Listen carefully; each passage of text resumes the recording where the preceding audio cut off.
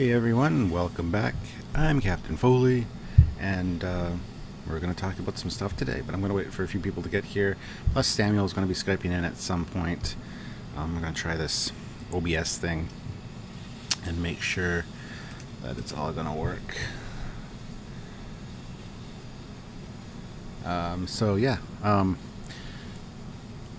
Hello, greetings from Germany.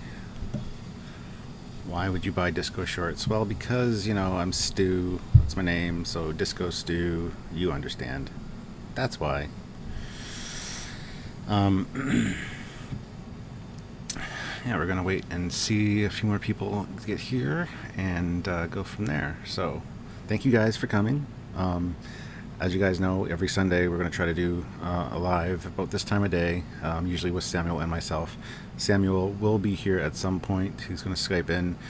We're going to try to... oh, Mecca Random's here. Thank you, Mecca, for joining us. That's always awesome. You can start. I'm here. That's all that you need. Okay, Brett. I'll keep that in mind. What's going on, Stuart? Where's the Admiral? The Admiral is in the other room. She's actually going out for a little bit to a friend's son's birthday party. And then she's bringing Sky back here, London Batman.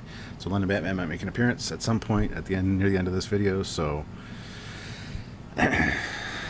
stay tuned for that, if you will. But yeah, we are going to be talking about the Discovery shorts. Not 48 people is not enough. George, Captain George, thank you for joining me, by the way. I keep it real, you know this. Yes. Yes, you do. Salutations from Vermont. Well, salutations from London, Ontario, Canada. Greetings and salutations. Live long and prosper. Will the liquor be pulled out later? Yes, absolutely. Once this live stream is over, I'm going to be hitting the bottle, I guess, with London Batman. And yeah, we should do a live at some point together again, but I don't know if we'll be doing that tonight. But yes, so it's going to be about, as usual, around a 2-hour live, hopefully, and we'll see how we do for that kind of stuff. So yeah, anyway, I just finished Discovery Season 1 and still met on it. Yeah, I need to rewatch the Season 1 again. We want to do a rewatch, Samuel and myself, and go over it again. If you did miss our episode analysis for the first run, you can go back and watch those to get our thoughts on the episodes. So, but yeah, let's just... So here we go. 66 people watching. I'll start. Yeah, I know, Captain George. I know. And no super chats yet. Not that it matters. It does help the channel though, so if you guys could help out, that'd be awesome. And if you can't help out on a super chat, help out on Patreon or just by donating on the Trekyards website, trekyards.com. That'll be greatly appreciated as well. So, and Patreon is definitely something to look into as well. So, all right. So, oops, that's the wrong one. Just give me a second here, guys.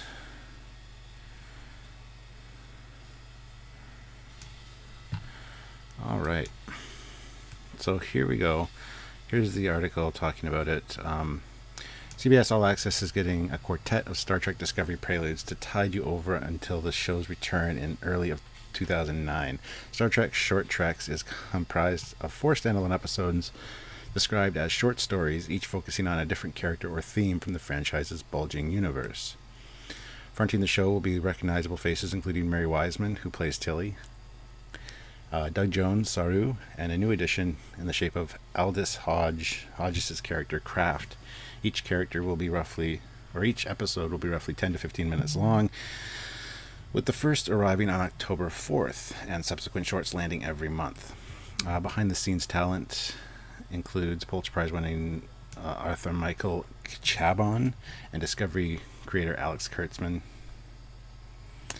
while Rainn Wilson will direct and star in the fourth and final short, The Escape Artist, and that one's about Harry Mudd, of course. CBS recently announced that it was mulling over more original shows for its all-access streaming service in a bid to compete against bigger rivals like Netflix.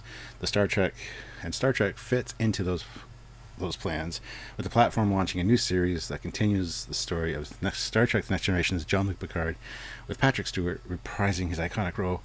Meanwhile, fans will also get to see what an R-rated Star Trek film looks like, courtesy of Quentin Tarantino. So apparently the Quentin Tarantino thing is going through. I never thought it would. But yes, looking forward to getting my Trekyards t-shirt, as you should be. So let's just check this one. Now this one might be discouraging for some of you guys. We've been asked if it's going to be available on anything other than CBS All Access, and I don't know. In Canada, we do have it on the Space Channel, but I don't know if they're going to be doing that with the 15-minute shorts. It'd be something interesting to see. But this article from Digital Spy says Star Trek Discovery's short Star Trek mini episodes won't air on Netflix in the UK. So that'll piss a lot of people off right away. This actually goes on to talk about just the shorts a little more. Show the trailer for them. And it gives you the episode titles. So Runaway is Thursday, October 4th. On board the USS Discovery, Ensign Tilly, Mary Wiseman, encounters an unexpected visitor in need of help. However, this likely pair may have more in common than meets the eye. So I guess she's meeting a Transformer. That'd be awesome. Tilly and Optimus Prime. It's been confirmed, guys. Tilly's meeting Optimus Prime. He's joining the cast. Then Calypso, Thursday, November 8th.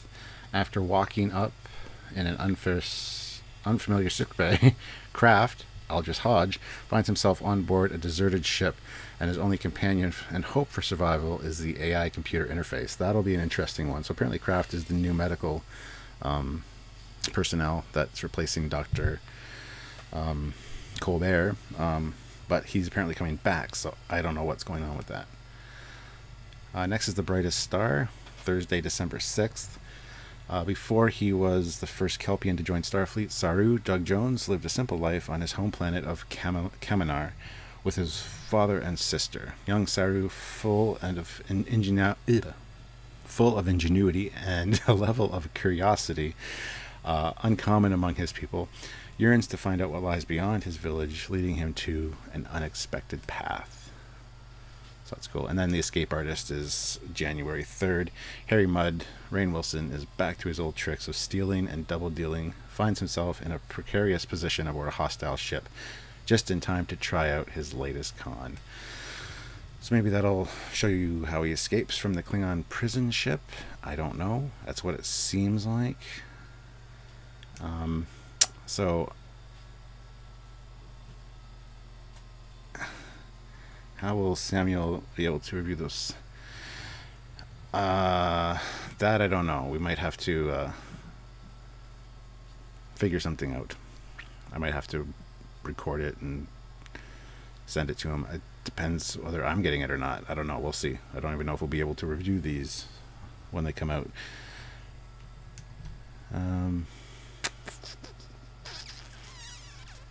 So yeah, apparently it's going to be in the UK later next year, I've heard. So I don't know if it's going to be on the Netflix or not. So, but I thought it was worth sharing that with you guys. Now I'm kind of looking forward to these. It'd be cool to have these little 15-minute shorts. The first one's about Tilly, and that one sounds really interesting. A mysterious friend who's more than meets the eye that shows up. So like I said, I hope it's a Transformer. Maybe Bumblebee shows up. It's a nice crossover tie-in with the new Bumblebee movie. That'd be wicked cool. You know it would be, guys. Come on. But yeah, this not being available on Netflix in the UK, that's kind of a bummer. So I'm not sure exactly how that's going to work out so great for them. Like I said, they're already pissing people off, and that's just going to not help the situation much. Yeah, I wonder if Stuart the Insect will return as well. I hope so. it was cool to have Stewart in there. Just saying. Baz T, £5. Thank you very much, Baz. Hi, Captain. How are you? No commander tonight. He will be coming. He's going to be Skyping in and shortly here, so we'll add him. And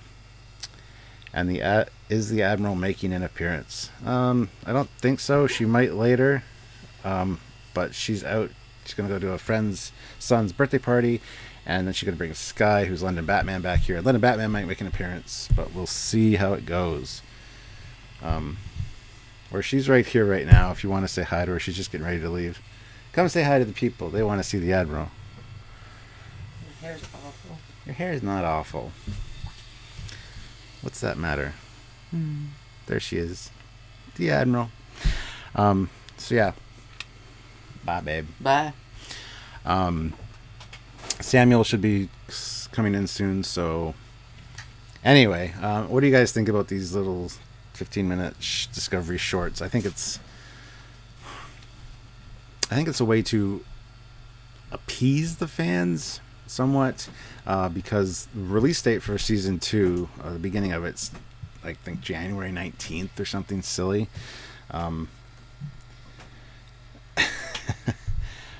So I don't know if this was just like we don't want to piss these people off anymore. Here, throw these short little things at them, and oh yeah, this was our plan all along. That's kind of the vibe I'm getting from it, but who knows? Who knows? 15 minutes. Not long enough, damn it. Not long enough. Well, I agree. I think this had 10 to 15 minutes, so who knows? Yeah, I think a stopgap measure is probably a better way to put it. But anyway, so yeah, what are you guys' thoughts on this? Are you guys excited for it? I mean, I'm excited for the Tilly episode, obviously, because I'm a huge fan of Mary Wiseman, and she looks absolutely fantastic in the little preview we got of her. So I'm looking forward to that, because I'm a huge Tilly fan, you know what I'm saying? Just pull her back there. So yeah, her over here looking all hot. And yeah, the Harry Mudd one interests me, considering it's directed by him as well, and it should be good. The Saru one might be interesting and be some character development there, which is neat, because we haven't really learned much about Saru. And then this new guy, I don't know. Hopefully he's good. And I do hope that Hugh comes back, the Doctor. I think that's the plan. That's what they've said. So who knows? But this one I'm really excited about. I'm sort of excited about the Mudd one. Those are the two I'm most excited about. They kind of have them in the order that I'm excited about them in here. So we got Tilly, Mudd, Saru, and then the new guy, Kraft, I think was his name. Don't know. We'll figure that out when it happens. But yeah, so hopefully you guys are stoked about that. Lee, $1.99. Love your content. Hope to see more in the future. Well, thank you, Lee. There will be. We've got lots filmed and getting ready to come out. We release stuff every week. So we're doing more filming on Monday this week and Thursday, and of course all these lives. I'm going to do a live in the middle of the week sometime. I figured out how to play Star Trek Online on my live streams now, so I can do that and show you guys my ships and stuff in Star Trek Online. Have a good live that way, so that's cool. And special thanks to my friend Jason Vinek for helping me with that. He's one of our Trekyards admin as well. He helped me with the OBS and figured out a way to do this, and now I can actually do more with OBS, which is cool. Like even this, boom, showing you the article, that's very cool. So I'm very excited about that. It's gonna open up a whole new realm of possibilities. Apparently Samuel is ready and he's coming in, so Michael Smith, $2. Thank you very much, Michael. Much appreciated. Colton Anderson, the shorts seem like extra damage control, but they might be enjoyable. Indeed they might. Indeed they might. But yeah, they definitely seem like damage control. You need to play more Star Trek Adversaries. I want to beat you again. Captain George, don't worry, I will. And don't worry, you probably will as well beat me. So Hey, dystopian guy is here. Cool. All right, Samuel, give me a call on Skype. I'll try to set this up so I can add you in here. Bear with me, guys. It's my first time incorporating him on the fly, so hopefully you'll be able to hear him and all that. You got to let me know how I'm doing as far as that goes, because Lord knows we all want to hear what the commander has to say. Just, yeah. So thank you to everybody who super chatted already. That's awesome. There he is. Let's bring him in. Just give me a second here. Well, there's the commander there. Hey, Commander Man. Hey. Hey. It's the magic, eh? Yeah, well, hold on. I'll be adding you in just a second here. How's your day been? Oh, look cozy. at that. Look at that. I guess. Relationshipy. Relationshipy. Yeah, you know, weekend off. Mostly. Mm-hmm. I'm watching the live so I can see your progress. All right, well, we'll figure this out. Don't you worry, sir. I'll just stay here and be pretty. Well, you're already failing at that, but at least I'm trying. At least I'm trying. That's true. You are trying. Can they hear me on the stream? I don't know. You read the comments as I do this. I'm on the wrong microphone as well. On the. So can they hear you? Or? I don't know if they can hear you. Yeah, they can. Yeah. Oh, good. This is doing great. I can see it. That's great. Hey, Samuel. Hey, man. I'm figuring out OBS, so cool. I'm going to throw you there because I want to get more of the screen today because I just feel like it.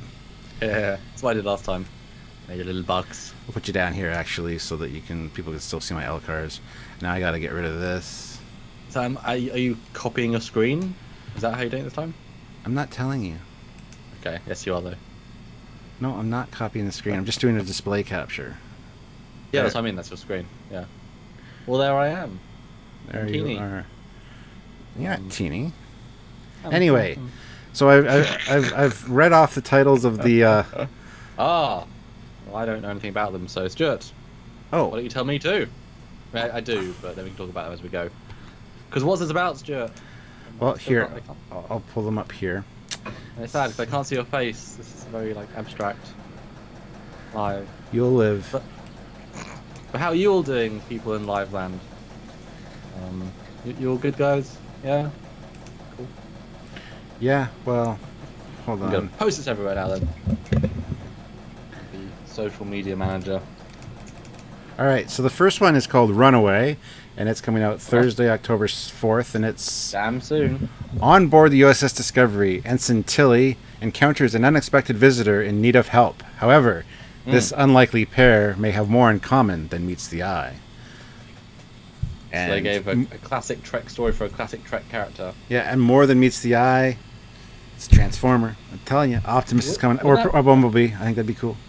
Well, that would be a nice reference. If it was just a robot, like a robot that can artificially synthesize someone's personality, so it becomes two Tillys. One's a robot, one's her. It's like, do I trust robot me? Do I not? Yeah. Well, somebody asked an interesting question. How will the commander watch the shorts if not in the UK? If they're not aired in the UK? Because apparently they're not going to be on UK Netflix. Yeah. That was a super chat for £2, so thank you very much, Robin. Thank you, Robin. Well, the fact is, how did I watch the trailers when CBS is silly and only limit it to, you know, only American Twitters? Because people post in other places. You know, it's like a... But I mean, if you can watch them, Stuart, then you can always just, you know, send them to me, sort of thing. But obviously, you guys want to watch them, and most of our audience is in America, so well, that would seem weird. And that's assuming that I'll be able to watch them, because I don't know if they'll be on the Space Channel, because they're only 15-minute long shorts, so I don't know how they would... when do they schedule them? I mean, they could play them back-to-back, the same one over again for a half-hour thing. I don't know. Okay, yeah. They might do that. Yeah. Well, I mean, it's not, you know, they're exclusive for a reason. True. But it's like, I mean, cool, but then you're diminishing, because we can't get CBS All Access. It's not that we won't or wouldn't, we can't. So basically F us. That's what it is, unfortunately. You know, if you don't provide a way of us watching them, we've still got to watch them for the show, sort of thing. Mm-hmm. You know, Well, it's tricky. so that's the first one, October 4th. Then the following one is called Calypso, and that's coming out November 8th, which is a Thursday. After waking up in an unfamiliar sickbay, Kraft, played by Aldous Hodge, finds himself on board a deserted ship, and his only companion and hope for survival is an AI computer interface. So that's the new character. Now, I speculated that it might be a replacement for the Doctor because he wakes up in sickbay, but a lot of people wake up in sickbay and don't know how they got there, so I don't know. That one sounds interesting as well, and I don't know if it's Discovery. They didn't say Discovery, just a ship. Yeah, very careful to say that. But they keep redressing sets. I mean, Shinjo is Discovery, just redressed, unfortunately. Oh, yeah. And then obviously new bits added, so I doubt they're going to build a whole new set for... So it's probably either a new Walker class or a new... Which would be kind of cool, I mean, reuse. You know, the last Walker class he happens to be stationed upon shore. Yeah. You know, refit Walker class with TOS style nacelles, that'd be cool. Yeah. Well, somebody else just super chatted £5, Ian. Oh, So thank cool. you very much, Ian. And he asks, Thank you. "Hi, Commander. How do you feel that we, Hey. Netflix, Yeah. won't be getting this? At least not straight away." Well, it's unfortunate, just because they're limiting the viewer base. But if they wanted to get the most viewers, they would put it on worldwide Netflix. But they want to get people to pay monthly for their service, so obviously you need to put unique stuff to that service. But again, we can't get that service. I don't know why CBS All Access isn't available worldwide. If it was, I'm sure we'd both have to be part of that. Mm-hmm. Why wouldn't we? Well, I hear the bit rate and is really crap for CBS. Like Netflix is much higher quality streaming of the Discovery episodes, which I think is ironic since it's their service. But you know, whatever. It's a new service. It's allowed to be a little bit more, whatever. But yeah, I mean, would you guys want to watch us or see what we think?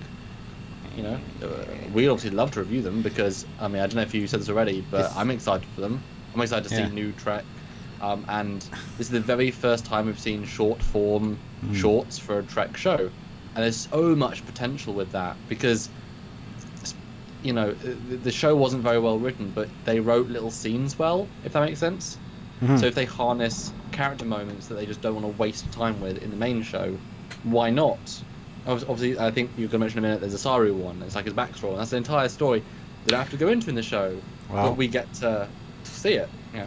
Well, that's the next one. These are kind of like, these kind of remind me of the lead-up comics, the prequel comics to the JJ films, kind of like a piece of the story that you can choose to see or not see or read or not read. We couldn't fit into the main show, but we really think you should know it, but we can't find a way of fitting it in. And you know what that means? That's bad storytelling. Well, it is, especially if you're saying none of the rest of the world can watch these, because these can't be that important then, can they? Because if most of the world can't watch these stories, then they can't actually reference stuff in these stories. It's like Boba Fett. Well, Boba Fett was first introduced in the holiday special. Most, you know, but after some point, people didn't know that. You didn't need that introduction to really set him up. But if they designed that to be, ooh, he's going to be in the next 3 films, and that was his big thing, then it's a pretty poor show to introduce him into things earlier. So basically, they have to have 2 introductions for whoever this new character is because they can't rely on the other one unless they only care about the American audience. That said, they're only getting money from their American audience, so why would they care about any other audience if they aren't paying the bills? That's the weird thing. If we all could pay for Star Trek, we should have a say in what's made. But if it's just a money-making thing, then as long as they get the numbers, who the hell cares if anyone outside America sees them? They don't care. Netflix isn't paying for the show as much, so why should they care there? It's one of those weird things where reality can sometimes alter what happens narratively and what should and could happen narratively. Yeah. Well, speaking of Saru's episode, that's the next one on the list. The Brightest Star, which is December 6th, is coming out. Before he was the first Kelpian to join Starfleet, Saru lived a simple life on his home planet of Kaminar with his father and sister. Young Saru, full of ingenuity and a level of curiosity uncommon among his people, yearns to find out what lies beyond his village, leading him on an unexpected path. Thoughts? So it's before he joined Starfleet, so it's a younger Saru. It's like a prequel Saru. Yep. With his origin story that they didn't bother to tell because it wasn't that important to the story. Yeah. he was more a marketing piece than a really important part of the story, I think. Anyway. Yeah, so it'll be interesting just kind of learn more about his planet and stuff, and meet his family. So that'll be interesting, I think. But although ironically that links back to the holiday special. You get to meet Chewie's family in the special. Yay! Yeah. They'll speak the Kelpian language. Well, because I was just thinking while you're reading that, if this is if all they know is their village, then they're pre-advanced technology because they're pre all that stuff. They're pre universal translator, pre-space flight, I'd assume. I don't know if at this point you have to be a warp-capable race to be part of the Federation.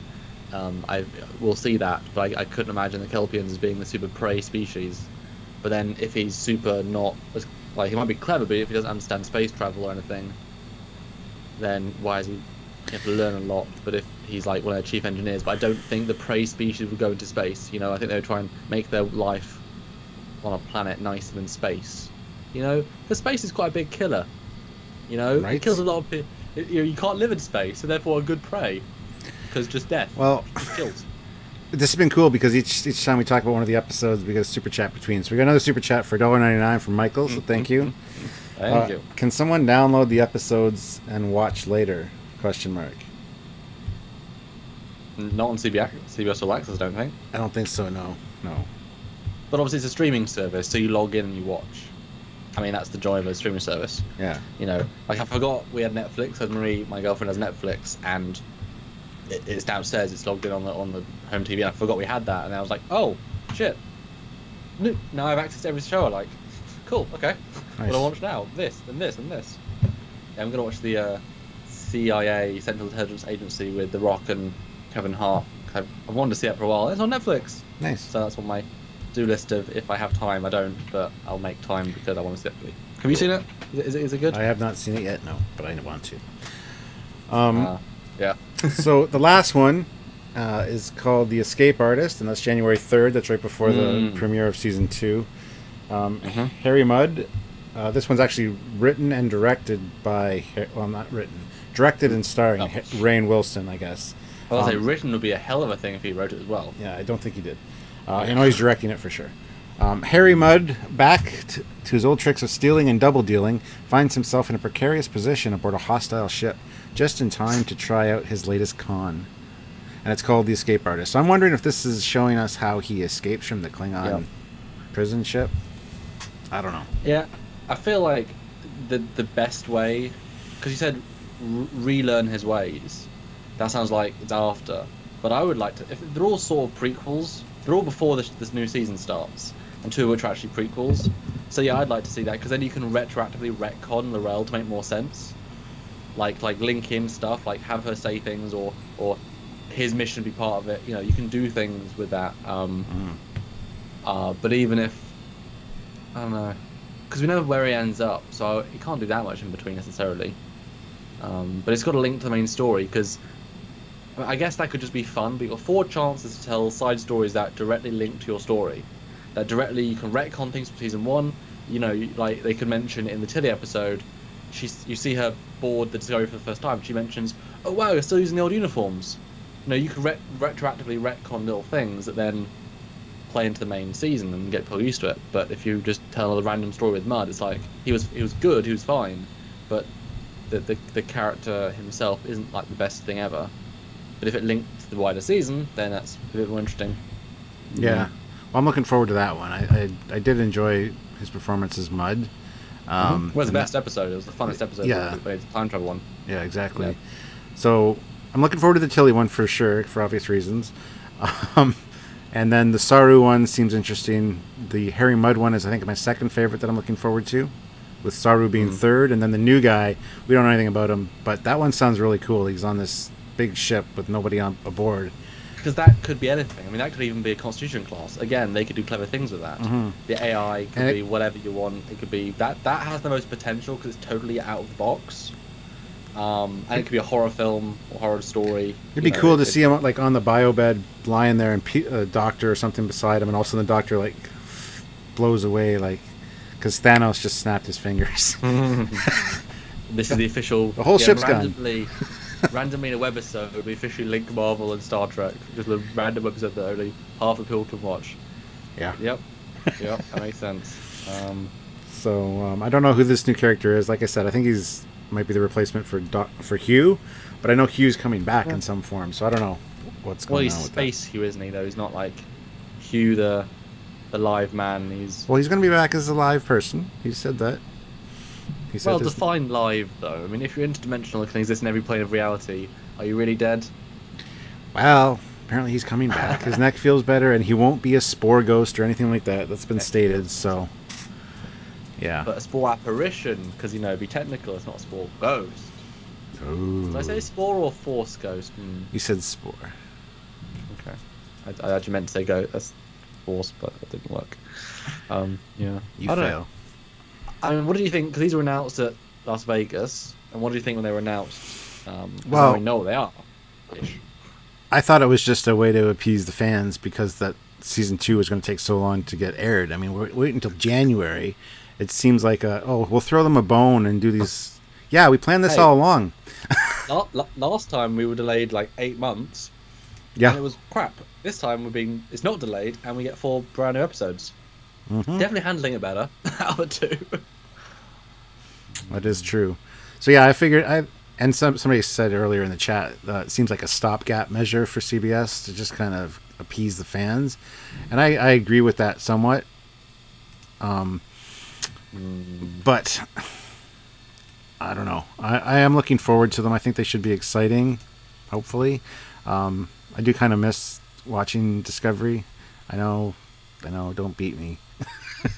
No, it is. It was actually good to watch something new every week, especially that and Orville. I mean, they were like dedicated. You wake up, you watch it straight away, and we know what we're doing that day and the next day. Yeah, that's what we do every single week. Yeah. See you next week, Stuart. Every single week. Yeah, we're going to be busy starting January with Orville back on the air and Discovery, but that's okay. It's exciting. It's exciting. So they're talking about mirror Hugh in the chat there. Like, we never saw the mirror Hugh. I wonder if that's going to play into him coming back. They said they're not going to revisit the mirror universe though. Yes. So, but they've said a lot of things and then haven't really, followed through on those, I guess.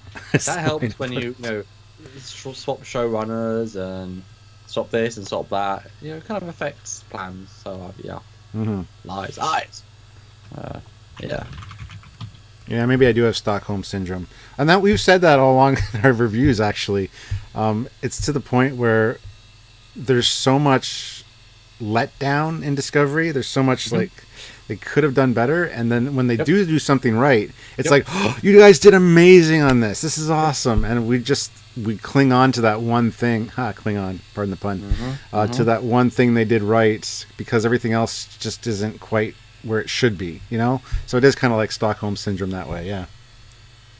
Which is like when you got to TNG, like season 7, the episodes weren't as good as they could be, but they're all better than season 1, better than season 2. Visual effects were better, acting was more refined. It's better than but it's not as good as the other episodes. So it's kind of like you start high and you end low.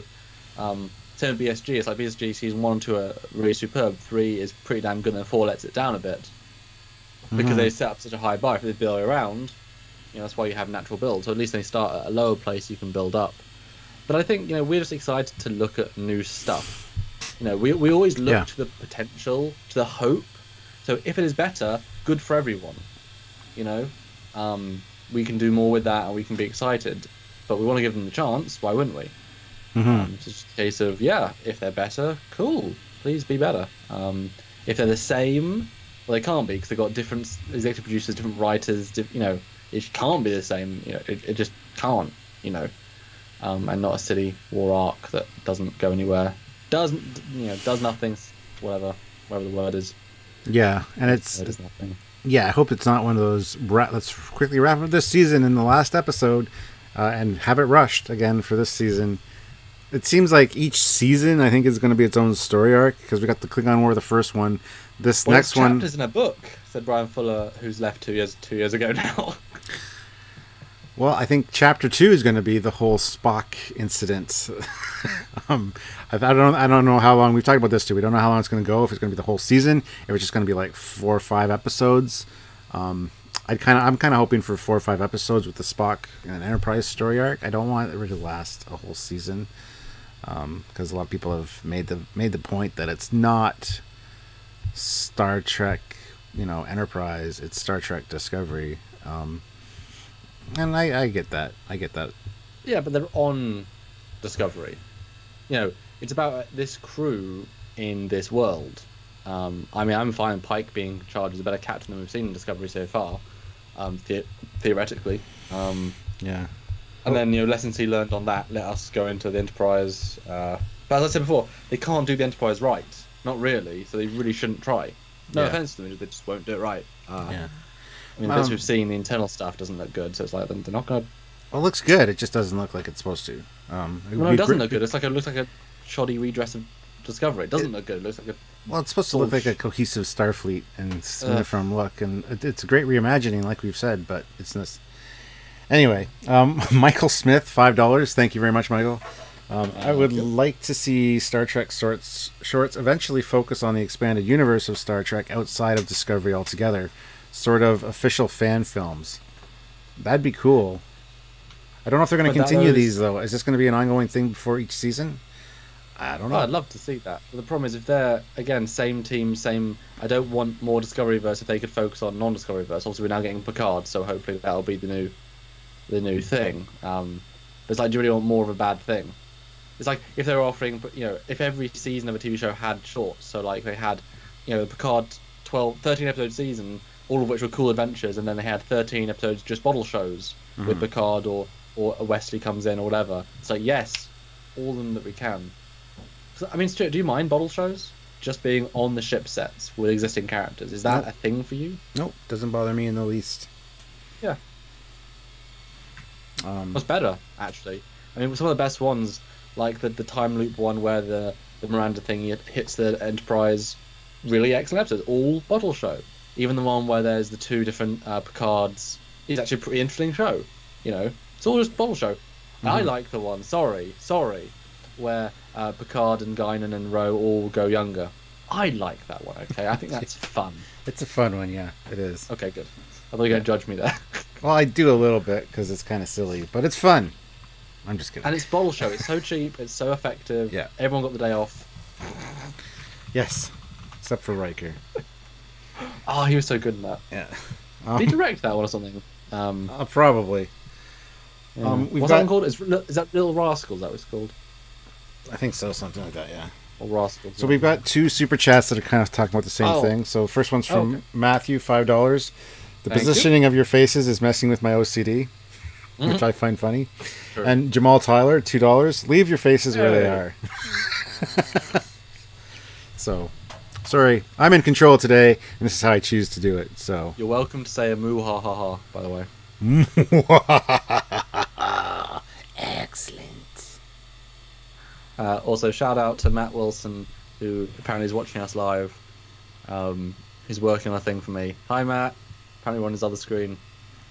I like the images. Let's have a close look. Hi, Matt. Yeah, look at that detail. Yes. Yeah. I can't talk about it, but yes, you guys will see it next week.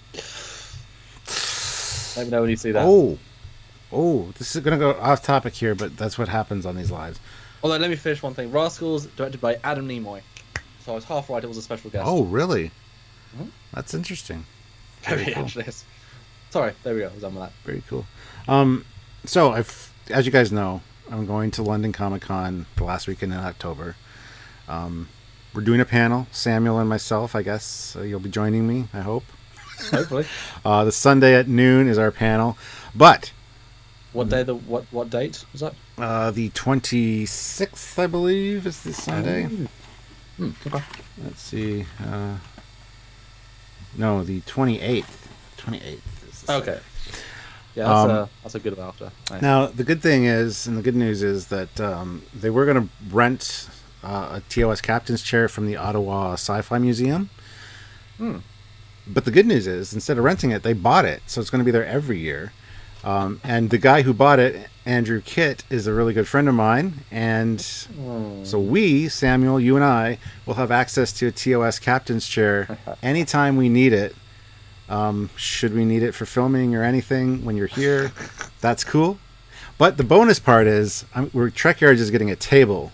A free table for the London Comic Con, right beside the captain's chair. We're taking care of it. We're babysitting it.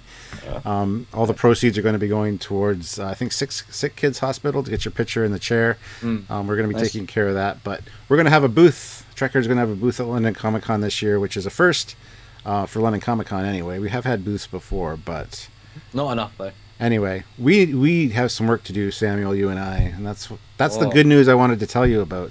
So you're getting it live here. Okay. Yes. I was wondering what that could be. It could be anything. Yes. Okay. And it's good news. It's just not like mind-blowingly awesome news. Everyone.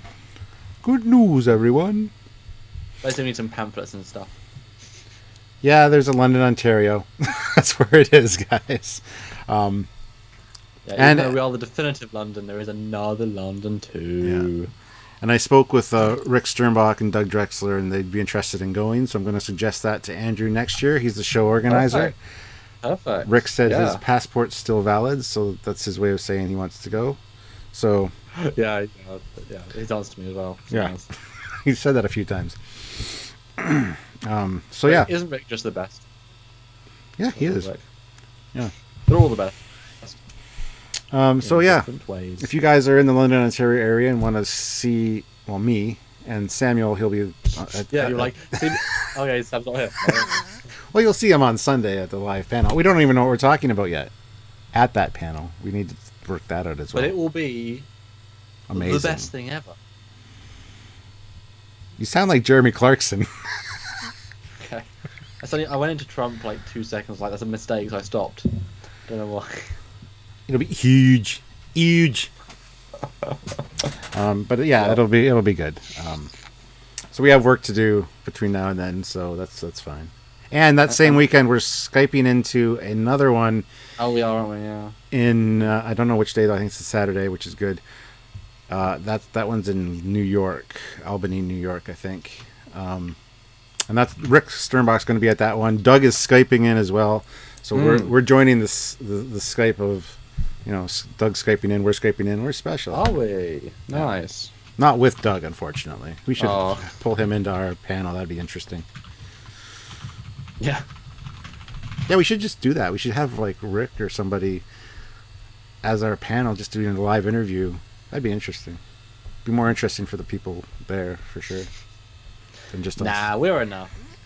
All they need is Trekyards. All they need is love and Trekyards. Yeah, it wasn't a song. No. So I don't know. Don't judge me, people. Don't judge me. Too late.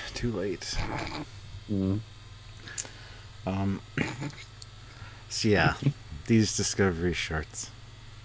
Oh yeah, but Stuart, let us know because we've been not very many super chatting. So what is a super chat, Stuart? Why is it important, and why should people give? Because these are really important things for this channel. I don't know. These are the continuing adventures of Trekyards, and if you want them to continue, we need your help. And I opened the show with this. Super chats are always helpful. Obviously, all super chats are super welcome, as I like to say. Yeah, I like it.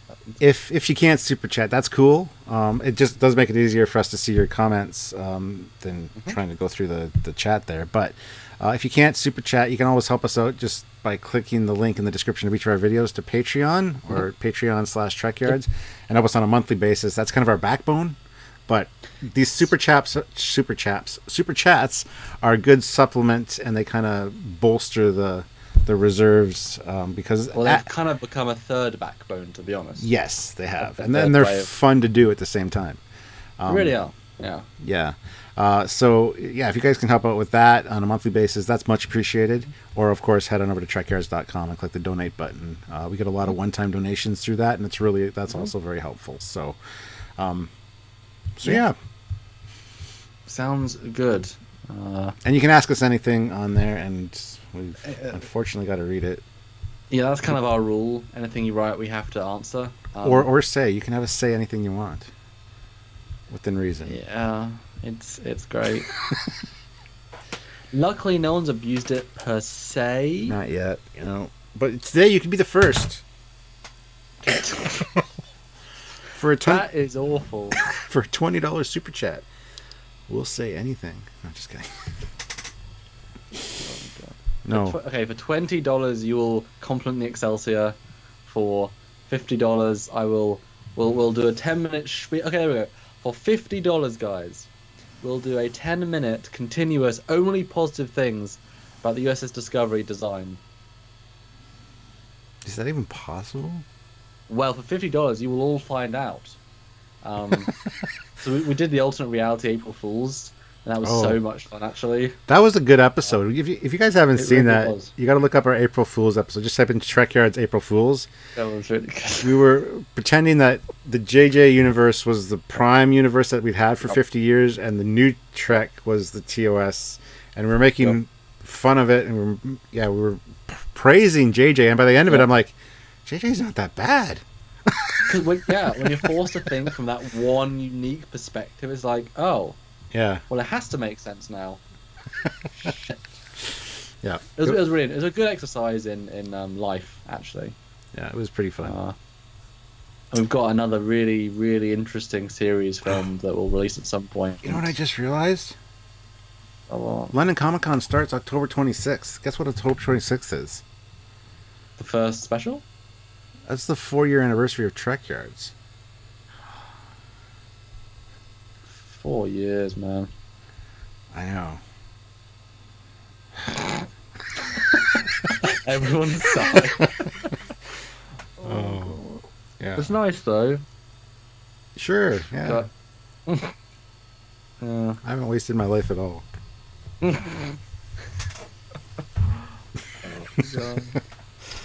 No, and we've got some really cool stuff coming up as well. And we always say that, but we're waiting on there's a show that we're working on where literally we're waiting for.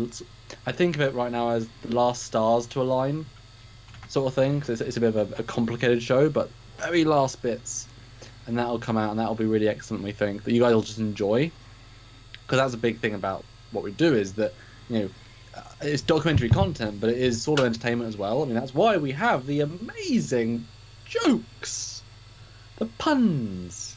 The Trekyards dad jokes. That's what I like to call them. That he forces me to read. Yeah, you're not a dad yet. You're not a dad yet. Once you're a dad, you'll understand. You'll appreciate these jokes. That's how it works. But we got another super chat from Michael Smith, $3. Yeah. Thank you very much, Michael. Yep. Is Sir Patrick Stewart also executive producer of his new show? That I don't know, but I wouldn't be a bit surprised, honestly. Well, it's funny. Either it was mine. I don't know if it was mine to be with him, but I think it was like a Vegas thing. Yeah, it was Vegas. It was when he arrived at, and one of the people said, "So what was it like? You were an executive producer for Insurrection and Nemesis. So what was it like? Let us know about what you thought about the design process and creative decisions." He said, "Was I? I have no memory of this, literally." And he wasn't actually just had no memory of these events. So it's like he was in name only. Yeah. I'm sure they asked him a few questions for Nemesis, like, "What do you want to do? Have the dirt buggy?" I was like, "That was for him." But no, I think he's at the end of the day, if you're a professional actor, you do your job.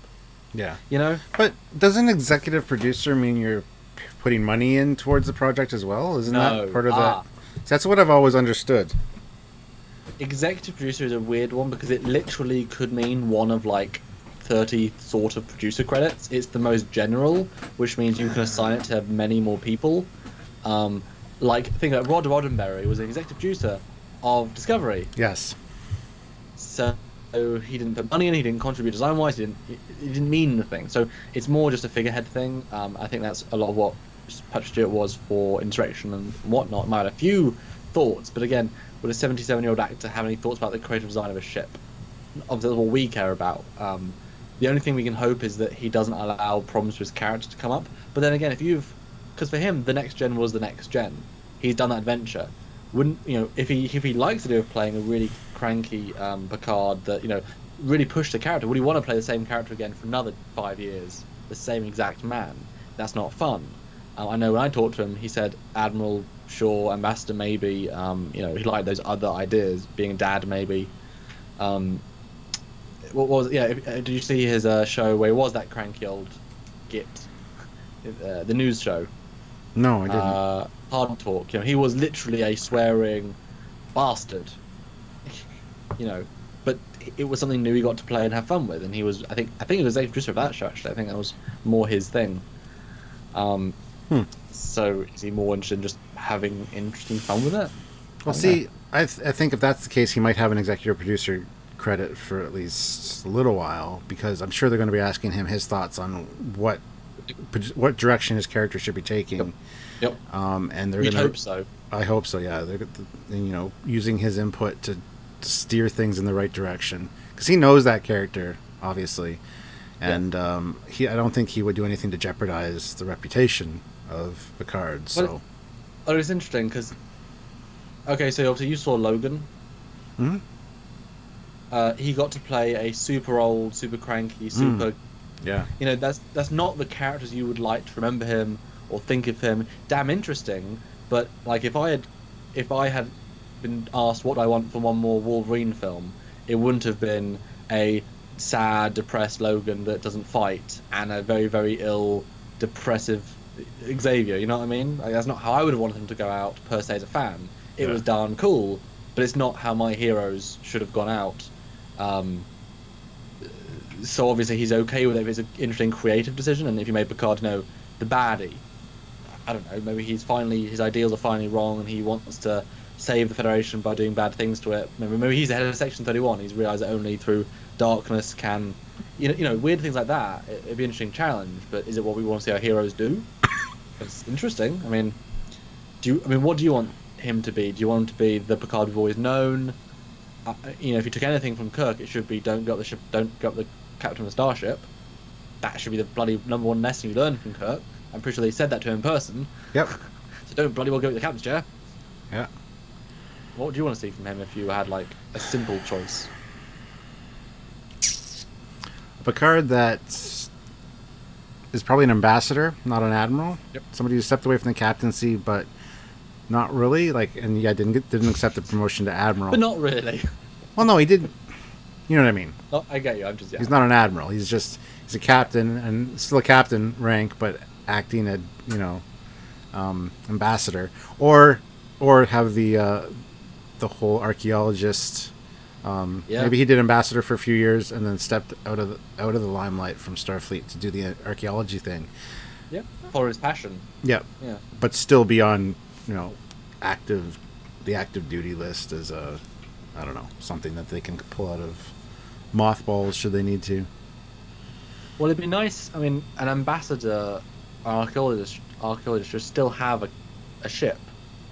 And would you really take his captain away from him? His starship away from him? Why wouldn't you let him have an Intrepid class, a Galaxy class, just be his personal ship?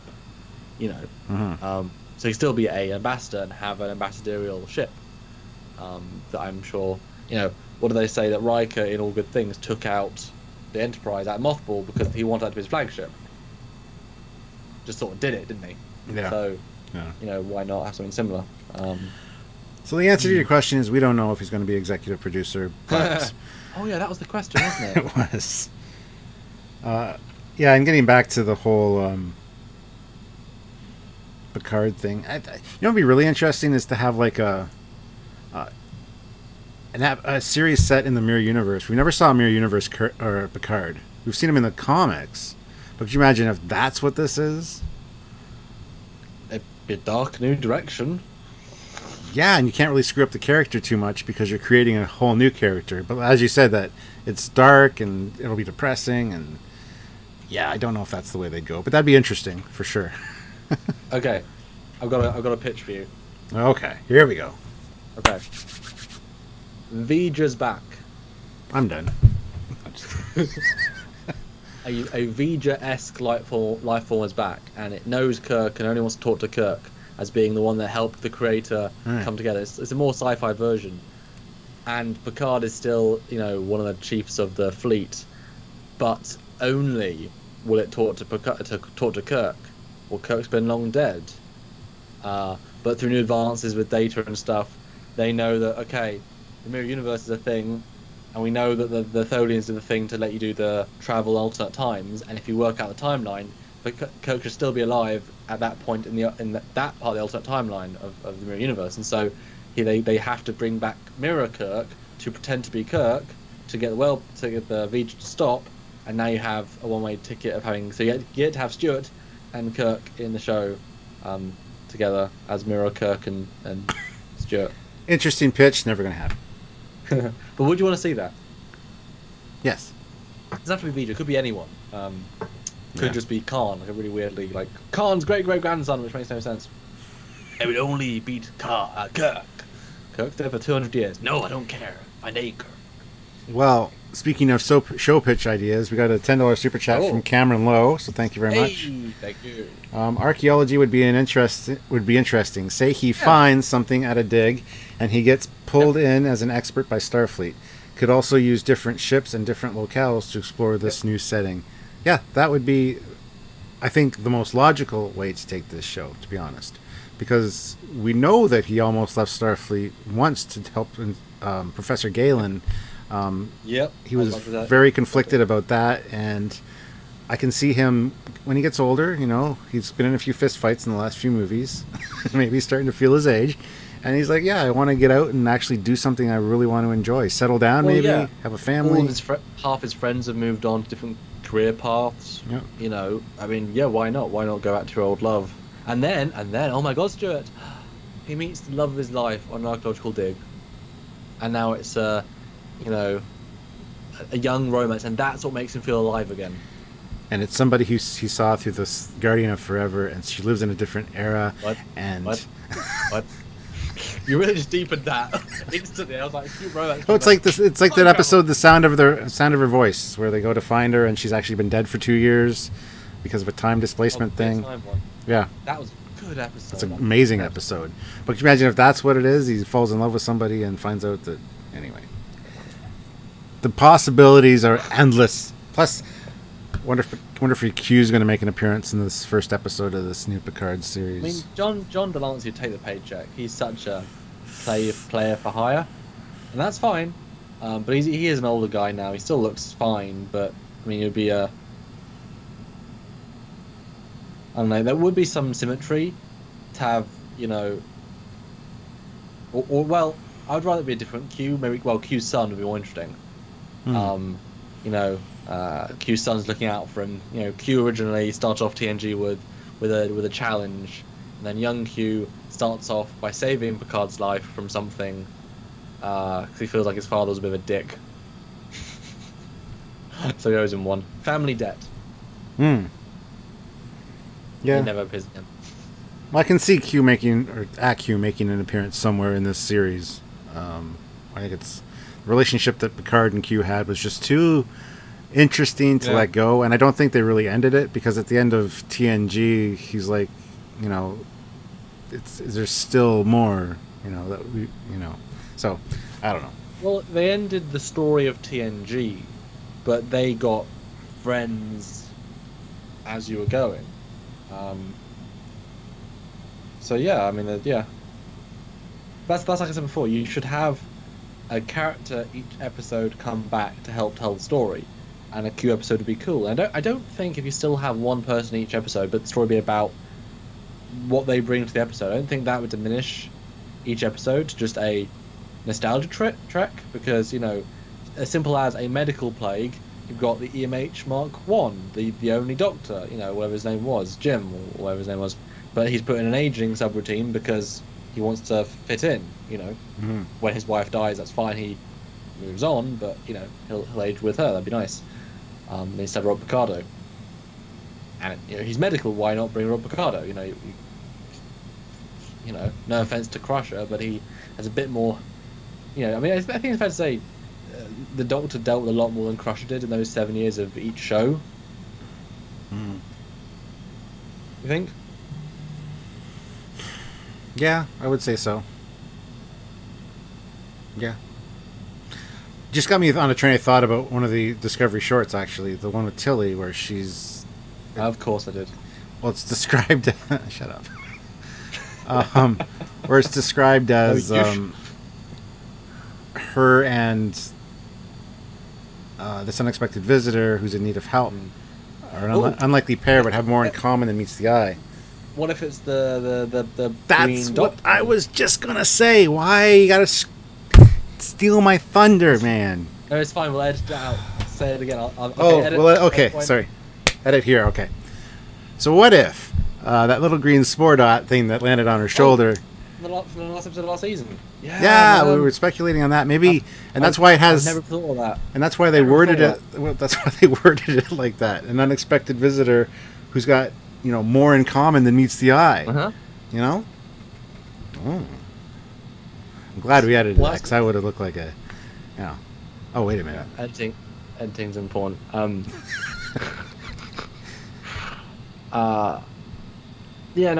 mean that obviously is a hanging thread, and that'd be a good way of resolving that thread, especially if that could be the prequel to the Stamets comeback. What if what if Tilly had a alternate Tilly? So we know the spore drive can link you to other parts of the universe. What if, as whatever happened in the mirror universe, would it be? Maybe it's Captain Killy. There you go. Did you just think of that too? Yeah. See how this happens, guys? This is how we come up with ideas usually at the same time. We think too much alike. We're on the same wavelength, which is sad. Reread the quote that you said about the episode about the familiar faces. What's the exact wording again? Okay. On board the USS Discovery, Ensign Tilly encounters an unexpected visitor in need of help. However, this unlikely pair may have more in common than meets the eye. So, yeah, if that's Captain Killy and talking to her via the Spore network, and then but it's like a figment, it's only in her brain, it's just via the Spore basics, and she's one day, because only 15 minutes, only one day to convince her to do one thing to help, and then you get to see every time she looks in her reflection she sees the other Tilly. How cool would that be? That'd be hot. I mean, that'd be good. That'd be good. No, we got 2 super chats that came in. We need to address. Nice. David Erickson, $5. Thank you, David. Thank you. Picard is the fixer. First contacts or planets entering the Federation goes wrong, and they call on Picard's diplomacy skills to save the day. He's like the mechanic or the transporter, the fixer, the eraser. There's so many titles. Yeah, I can see Picard doing that. Yeah, no, that's actually a good idea.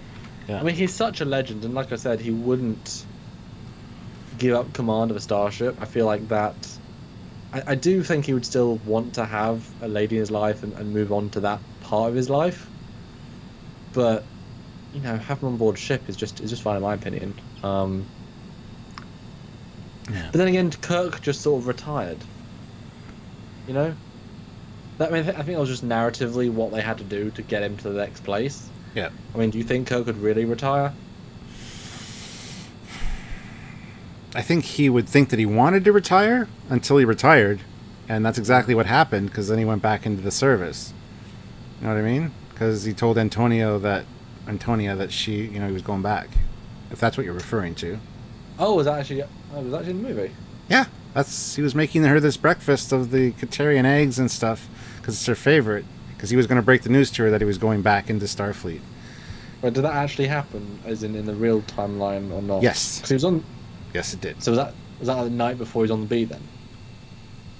Maybe? I don't know. Because he was still bored and retired. Yeah.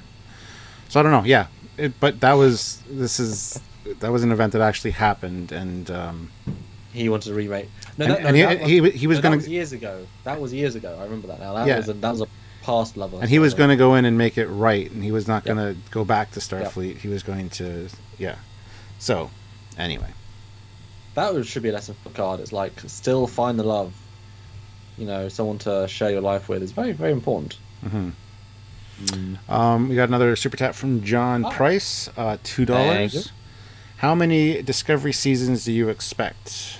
High dollars season. I don't know what that means. But how many seasons do I expect? A lot of people have been saying it won't get past 3. I'm hoping for 7. I don't wish Discovery to fail. Put it that way. I think I think it failing will be a sign to a lot of the higher ups at CBS that Star Trek's not worth spending their time on, and that's sad in my opinion. I hope it's the standard 7 seasons, or at least,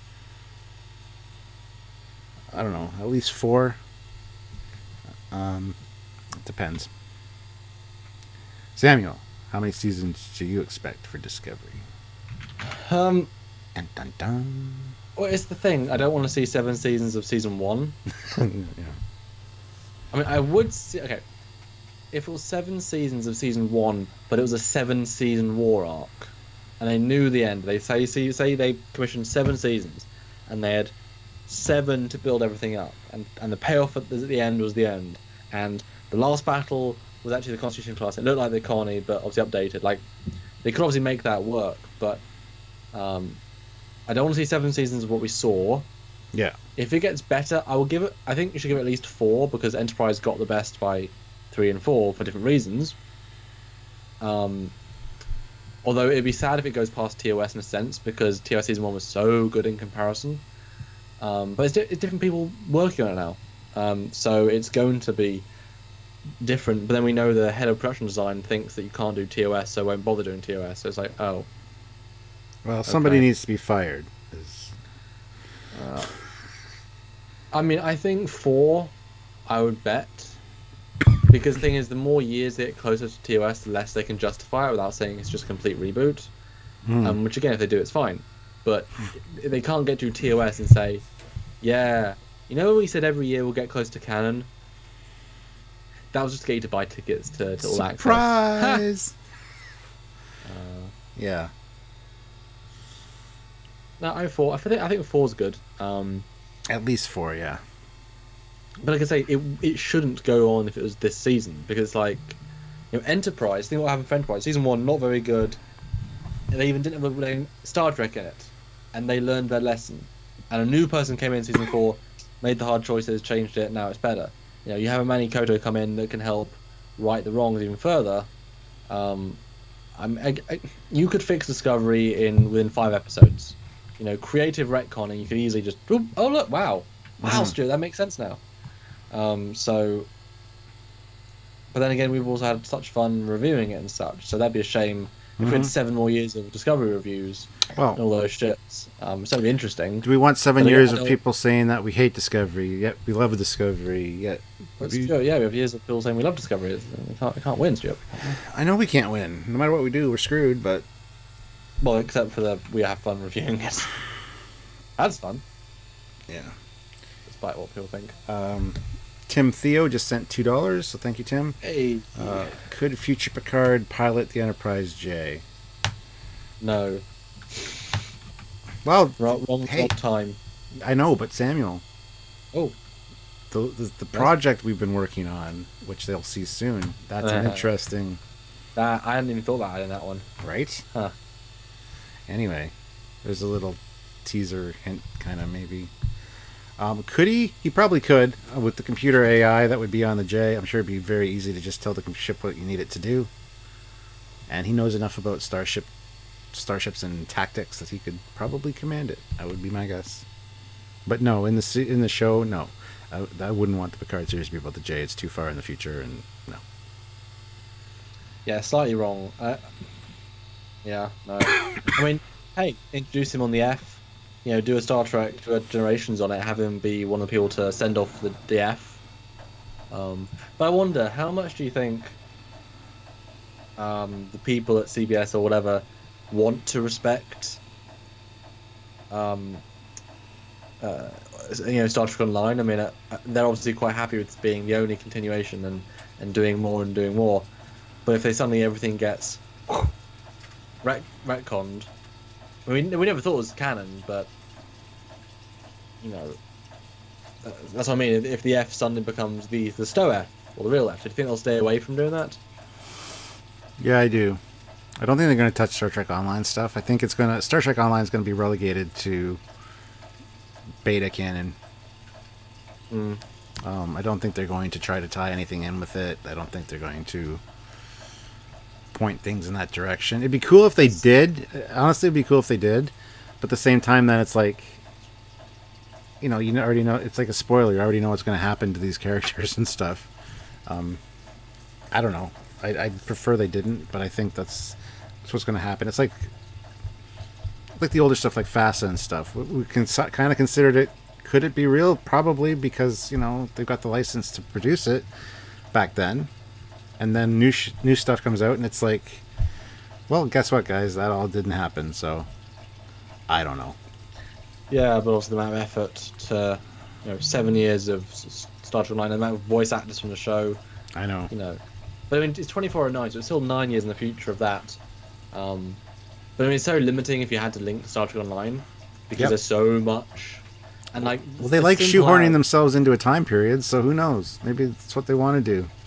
I mean, just as simple as saying anyone can pick any uniform as Starfleet. It's like, oh no, 2409 has one uniform. They shouldn't have 30,000 uniforms. That looks silly. Works for a game. Looks a treat for a game, but doesn't quite work for a show.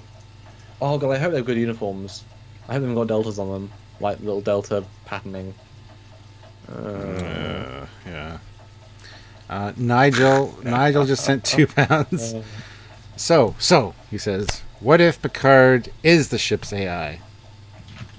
Can you imagine that? Picard's actually dead, but they put his AI into a ship, and he's not dead. He's midlife. You get a holographic projection. Maybe he got killed on an archaeological dig. No. Why? What? Oh, I don't know. Captain Robert April. There's a reason they're called uniforms. Yeah, that's a good point. Yes. It's a uniform. Yeah. Always ruin it for people. Why you gotta ruin stuff? Commander, position your cam fixed so it's so shaky. Well, that's because he's sitting at his desk. Yeah. I'm sort of half working at the same time because Stuart's running the Skype and I can't see him, so and I can't watch the delayed Skype, so I'm kind of talking to an audio. It's not the same as you'd get if I was talking to Stuart's face on that monitor. Also, Stuart got a haircut. I did? Oh, short now. No, it's the same length. No, it isn't. I haven't got it cut since the last time you talked to me. Mine. Oh, yeah. I thought you said that I got a haircut. I'm like, nope, I'm pretty sure I didn't. I'm thinking of my new haircut. It's hot. It's HAWT. It's so hot. It's hot, baby. Hot. Right. Nigel just sent another £5. Oh my god, thank you. AI Picard with trauma from his death. Maybe he can wear an H on his forehead. Oh, I love that so much. It's cold outside. There's no kind of atmosphere. I'm all alone, I love it. more or less. I love it. That should be a thing. Do the. Well, no, it's funny. Picard, Patrick Stewart said when he was filming Star Trek, he watched. Have you heard the story about Red Dwarf? Probably not. Red Dwarf. Okay, so he was in a hotel room while filming one of the Star Trek seasons, and Red Dwarf was on.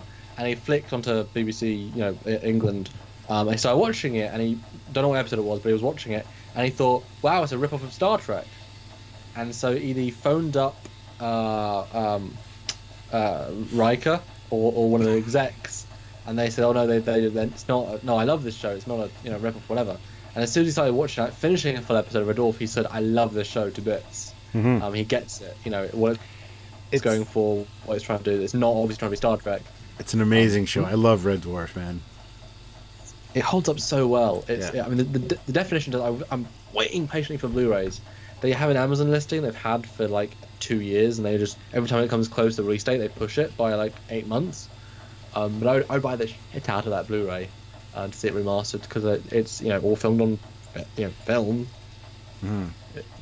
It should be anyway.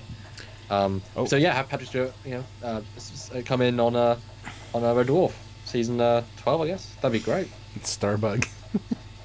Yeah. Baz T sent another £2. Yeah. Hi, Commander. How are you? I already said hi to the captain. Hello.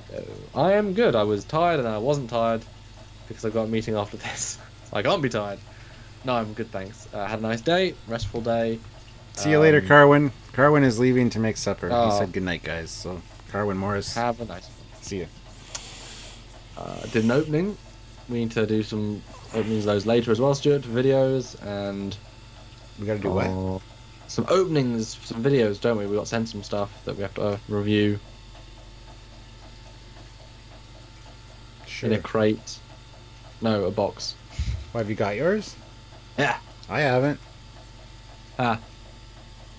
For once, I got one ahead of yours. Wow, Once. cool. That's awesome to hear, though. Did you get 2 of them? Yeah. All right, good to know. All right, so there's something to look forward to, guys. We have something coming up. That's good. Good. Great box. Yeah, well, it's on Netflix most of the seasons. Yeah. See, okay, Simon Smith, at Patrick Stewart's age, surely the only genuine portrayal of Picard would be calling his kids for tech support. Again, DeForest Kelly played 137-year-old Yep. Admiral McCoy, who was still active in Starfleet and was still totally old and rickety but got his noggin.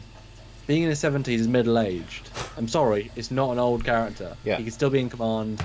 He's not like the young spry chicken that we fight him or fight, presumably wouldn't want to, but with medical advances, there's no reason why he couldn't still do fist fights. The actor necessarily couldn't, but the character could. Yeah. You know, over 100 you might retire from Starfleet if you really want to, but not in your 70s. Are you kidding? I mean, my parents say in the old days 50 was old. Like, my parents are 50 is an old man now, and now it's like 70 or 80 is old. You got to look at, 50 is like, your wisdom teeth. When your wisdom teeth come in your early 20s.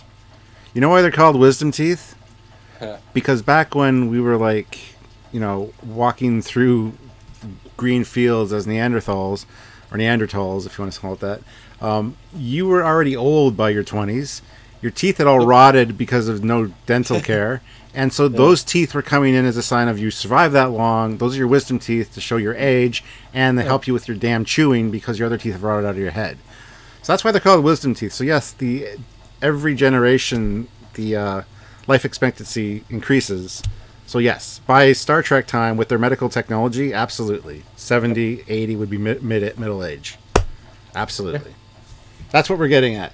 You just learned something new, and there you go. I just think I don't like people when they don't.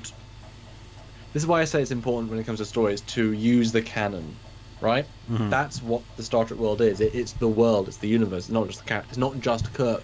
TNG proved it's also the world. It's not just the characters. The world of Star Trek, if you understand it, is people are not old. There's medical technology. There's disease cures. There's all these things. It's normal. So don't think of it. If you think of it as he's 80, therefore he can't. No, in Star Trek that's not a thing. I mean, it's just not. I don't know who's the oldest officer. I mean, I have to go back and research. But I mean, there's old admirals that. Well, there's that one admiral in season 1 who's like all shrivelly like a little crab apple, and then becomes young. Remember? Yeah. It's like he shouldn't have been a damn admiral, but he was still an admiral at that point. Active, yeah. Yeah, and he was crippled basically. He could hardly move, and Yeah. Still doing his thing. Yeah. So- Yeah. Let me have a look at them. I mean, none of these things have their like birth dates or anything. That'd be really hard to find, obviously. But yeah. hmm. So yeah. Well, actually, no. It was weird question. Was even Captain Pike still a commissioned officer when he was disabled and Yes, could only go but- bleep? They say that in the episode that they couldn't bear to take away his rank or his Starfleet active service, so they let him have it as a sign of respect and stuff. So yeah, they couldn't kick him out of the service for being disabled because he'd done so much for the service. So yeah, they say that. Okay. I forget exactly how they word it, unfortunately, but Yeah. I just think the fact that we met McCoy and no one batted at me. Obviously, Data was like, "Oh, you're quite old." It's like, "Yes, I am." So what? That's basically his entire dialogue, yeah. Cool. Any more super chats, Stuart? We need more support. We need to raise our weekly backbone. We need more support. So if you want to be our underwire bra, please send us a super chat. And Pretty good. I'll probably get lambasted by being a male chauvinist or something for saying that, but I apologize. It's just my sense of humor. I didn't mean anything bad by it. But yeah, so I don't know. I'm excited for these shorts. I think they're interesting that they went this way. Is it something we can look forward to in the future before each season? I hope so. I think that'd be kind of neat, actually. Yep. As Samuel was saying, kind of a supplement to the lore of the show. So little stories that shouldn't eat up time on a regular episode.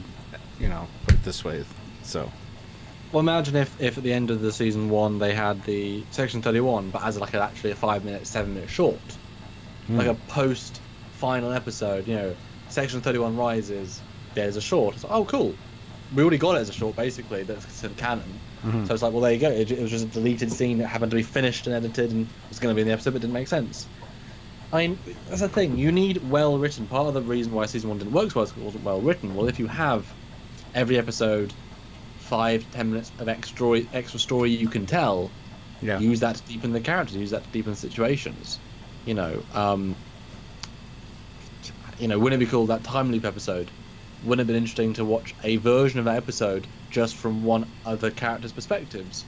So you see, just a unique perspective on that situation. I think I mentioned this before, but in Star Trek Stargate Universe, they had Kino episodes, which were diary-style episodes for every single episode that were either not specifically related or very, very related. Actually, gave some little closed some story loops. Yeah. And they were really cheap because the sets were all built, the actors are there, it's not very much dialogue to learn. If you're filming this scene over here, let's film this 5-minute thing. Because if actors are good, they can learn a page of dialogue pretty effectively. And that would be really interesting, because one of my favorite episodes of TNG was Lower Decks, kind of getting it from the junior officer's point of view, where you hear what the senior officers are doing, but you have no idea what the whole picture is.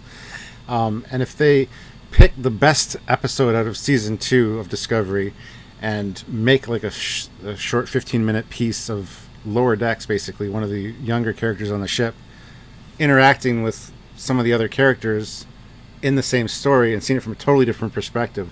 I love that idea. It really expands the universe and the storytelling possibilities.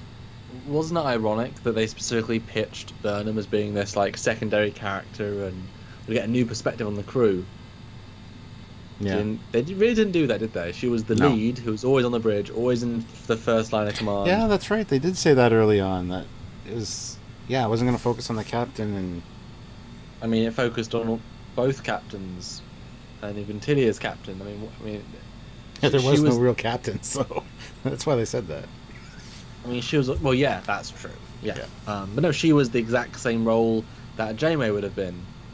She was the lead of every episode. She did all the main things, and she was always on the bridge or in the main area. I think it was just, you're right, just because we were having a Lorca.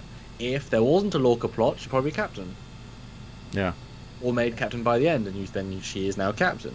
Although I think she's so wrong for captain. She's so wrong for captain. Yeah. I think probably a good second officer, because she can be slapped down with bad ideas, but also she has good ideas that if modulated. With Star Trek 2 is such a good film because he had fresh ideas, but also the studio wouldn't let him do all of his ideas, so it was a great mix of both. Yeah. Because you can't always let people go rampant. Well, whereas with the first episode, the Star Wars, the prequel trilogy, George could do whatever he wanted, and he made wrong decisions or bad decisions. Whereas in the first 3, he was being checked and said, let's not do that. You need somebody to check your work so you don't go off on tangents that don't work. Yeah. But anyway, we got another super chat.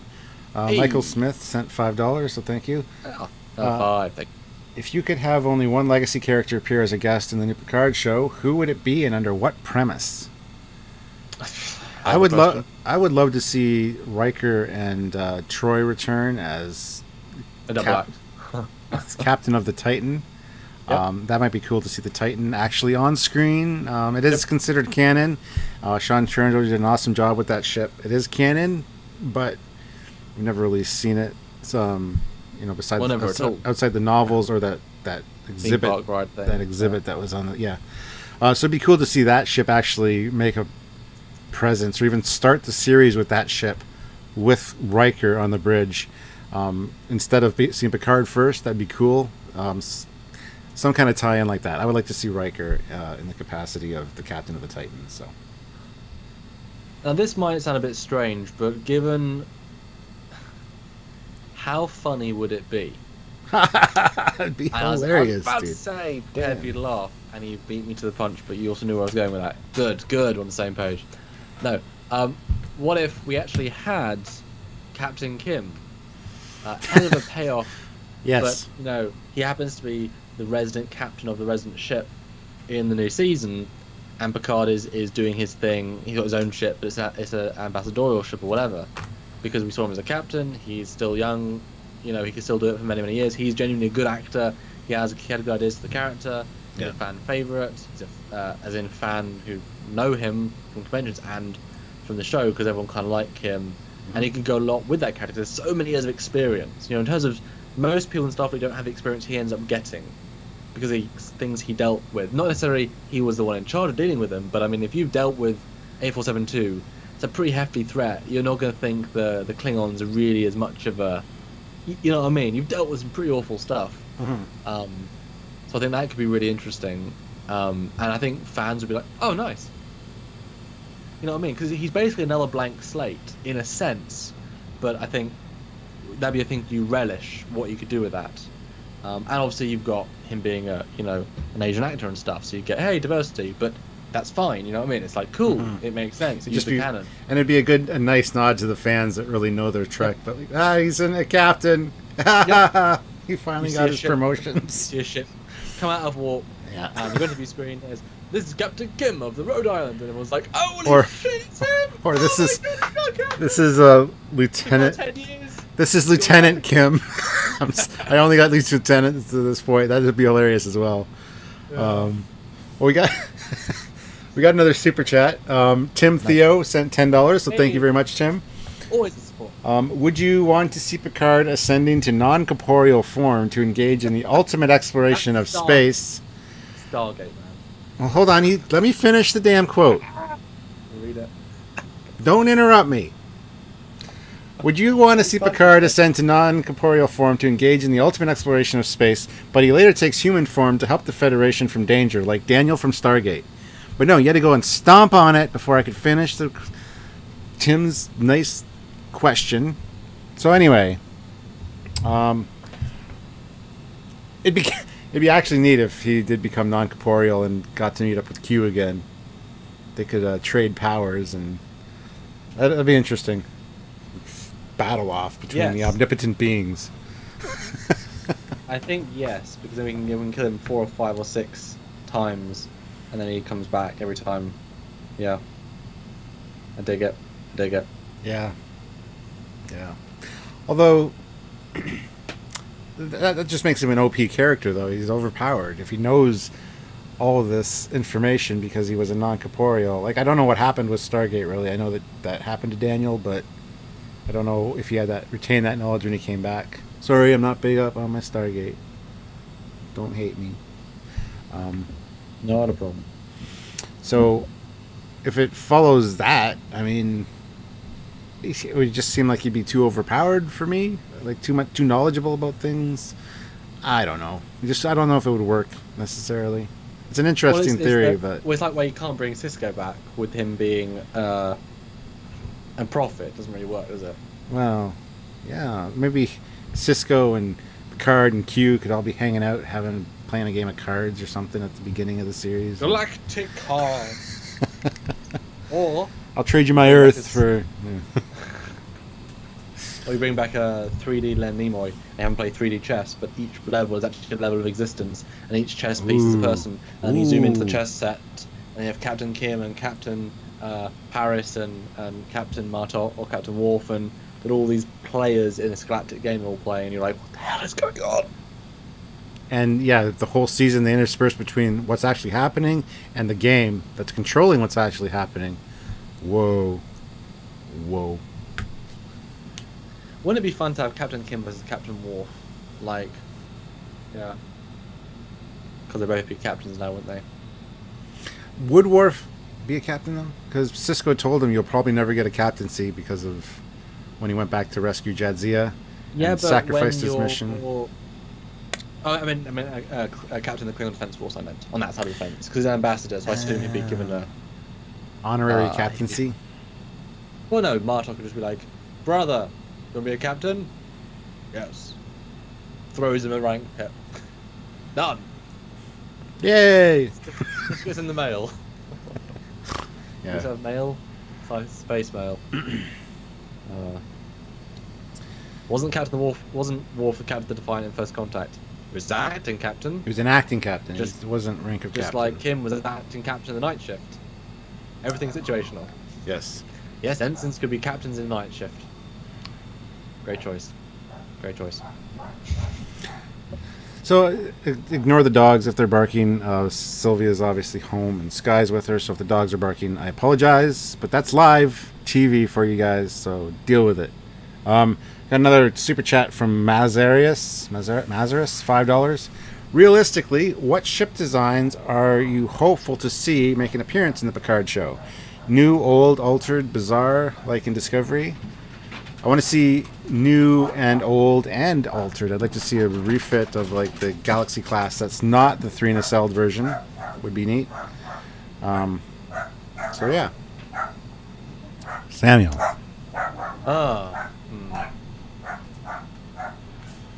mean, that's sad, isn't it? Because anything can, and obviously Prometheus would be nice, just a slightly refitted version. I mean, again, obviously the E, sees it flying by his eye, missed that ship. But you don't want to see ships that have evolved from Discovery era and they've retconned things and obviously. Well, there's no reason why there would be, Well, there's no nothing reason, TOS, nothing TOS survives. Oh, we are honored. We are honored. Excuse me, sir, but do you have any Grey Poupon? Grey Poupon? Yeah. No, Oh, I do not. well then I guess I'll go look elsewhere. Alfred needs it. All right. Batman is here, guys. Ooh, with the eyes as well. Backrotch! Batcrotch. Backrotch! Batcrotch. Backrotch. Oh, cool. How's everybody doing? Everybody's good. Awesome. Out. That's fantastic. How's my boy Samuel doing? It's good. I'm delayed, so all I see is your crotch in the shot. He said he's delayed. All he sees is your crotch in the shot. Oh, that's okay. It's worth a watch. That's Catwoman. Is your contact on? Yeah, he does. Yeah, he does. Nice. Anyway, so this is going to be my evening once I'm done this live. So not this. But, like, anyway, okay, dogs. Go upstairs. I'll see you soon. All right, I'm leaving. How you deal with it? Bye, guys. All right, sorry, that's done now. We're back to our normal operating procedure now. Something. Sorry for the delay and the craziness. Who would want to see a live between London Batman and myself on a super chat? Would you guys be interested in that? Probably not. Did we finish answering the question? I want to see a nice mix of ships. I mean, nothing in Discovery makes sense it can't do, just because, that's so long ago. You don't see anything TOS and That's the fear a lot of TNG. people have, though, is that's what they're going to do to this, is pull in the Discovery as, being actual Prime and altering things, because Alex Kurtzman is at the helm, and I don't know. I think the first episode. I've said this is the stupidest thing they could do if they do that. They need to respect what's come before, especially TNG, because. But people are concerned that Alex Kurtzman is going to be at the helm and be making the decisions that basically ruined 2009, because he was the writer for that. Yeah. But that's Well, that's the another thing, though. If we get the next show being very much a Discovery spin-off, then just have them go through reboot. That's not a different reboot. That's fine. But yeah, that's all I said to you before. It's like new Trek isn't necessarily a good thing. Bad Trek isn't a good thing. Season 1 of Enterprise wasn't a good thing for Trek, really. You know what I mean? It wasn't specifically a good thing. It got better, and then Season 4 they added some cool stuff to Yes. Trek, really. Because, we didn't like the Vulcans, really. We didn't like some of the stories. The characters were kind of meh. Some good stuff, but that's, some good stuff in Discovery too. But at least it was a prequel, same Discovery. At least they don't affect the future. As soon as they canonize the future, oh dear, that's the future. Shit. Now we know there's good Star Trek from this time to this time, and then here and here is crap, and before this is okay. That'd be a shame. It's like Star Wars. You know that the 3 movies of the canon is all good, and the prequels are a little bit weaker with some odd choices, and then the post Star Wars, what happens to Han is okay, but a bit shit. What happens to Luke is an abomination. Then Leia, we haven't seen yet. So it's like, well, you can ruin people in post. I mean, you've ruined Luke a bit just by using him again. So you could ruin Picard by using him again. Yes, You well, can that's the fear. devalue- That's the You fear, can and I devalue think that's the past, ironically, by showing it in the future. You know. Yep, absolutely. We got another super chat from John Price, $5. Will or should Picard on the Picard show honor Destiny book series? They're licensed, No. but no more Borg. Quantum Slipstream as normal. Captain as Redux. Nope. I've never Too read them, limiting. so I don't know. I can't really comment on this. Yeah, because no author who didn't work on the show, who didn't have, none of that should be official full, because then they're saying, right, so read these next 10 books, now you know where the next 80 years go. Okay. It's even more canon, and you always say, think about how much you're going to have to give exposition to in the show that most people haven't read. 99% of Trek fans, maybe 90% haven't read these books, so you have to re-explain everything. And then you're just re-explaining stuff that people who have read the books already know. Yeah. So you're not gaining anything. Yeah. And then again, you're limited to technology, I- and nothing radical can happen because again, if you do it in the middle of that, then you know what the villain is in 2 years, so you can't do a new villain. Because why weren't they mentioning the Discovery novels, Destiny novels? It's like with Discovery, why didn't they mention Spore Drive and TOS? You create problems when you go back and with established canon. Well, there's lots of ways they can explain that still. It was not a lot of people Yeah. knew about it. It was classified top secret at some point. I don't know. Yeah. Anyway, I think there's a misunderstanding in the chat section here that we don't like Enterprise. We do like Enterprise. I wasn't really on board with it initially because it kind of broke a lot of my canon that I grew up with. I think we all agree it's the weakest of the shows. Doesn't mean it's bad. It's just the weakest of the 5 Yeah, shows. yeah. And actually, Like going Star back Trek and 5 is the rewatching weakest it, of the movie. I really miss it because they did have people that really cared about the franchise working on it, and it was well written. And I liked all the characters, all Yeah. of them, all of Well- them, pretty much from the first episode. yeah, Why didn't you like? I don't know. I thought They all Mayweather. I thought likable Mayweather was a little two-dimensional. Wasn't a huge fan of Hoshi. That's not the same thing. That's like they're all a lot of the paper thin, but you do like them all. Like you would Okay. go to drinks with Hoshi to say hi and Yeah, chat to her about nothing. That's fine. They're all good people. Discovery, you wouldn't. I'd go for drinks with Hoshi to see if she could understand my drunkenese. If she could translate my drunkenese, then she's really a linguist. You know what I'm saying? You've Yep. seen me drunk. This is blah, blah. We've got 2 drunk episodes, and they are pretty Pretty awesome. grueling. No, they're Oh awesome. yeah, that's what I meant to say. Oh, I snorted. Oh my god. No, you did it a couple times actually. I'm actually really excited just to get back together to film with you because doing these lives in purpose, together, I think would be a really nice vibe and be easy to film. Oh Certainly. yeah.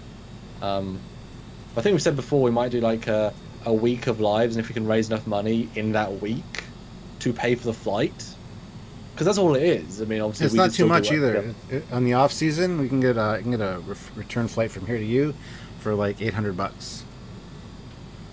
Yeah, so $800 in a week, and I know Canadian. that I watched Law Reloaded stream, and he has a little total, So if we did 8 streams, 8 days, try and earn $100, preferably a bit more because then obviously it'll go towards the running of the show, and obviously we can still film and edit together. I mean, your PC is quite powerful now, isn't it? So I'm sure you'd let me edit on your PC just to try and Nope. get some. You can't touch my PC. Yes.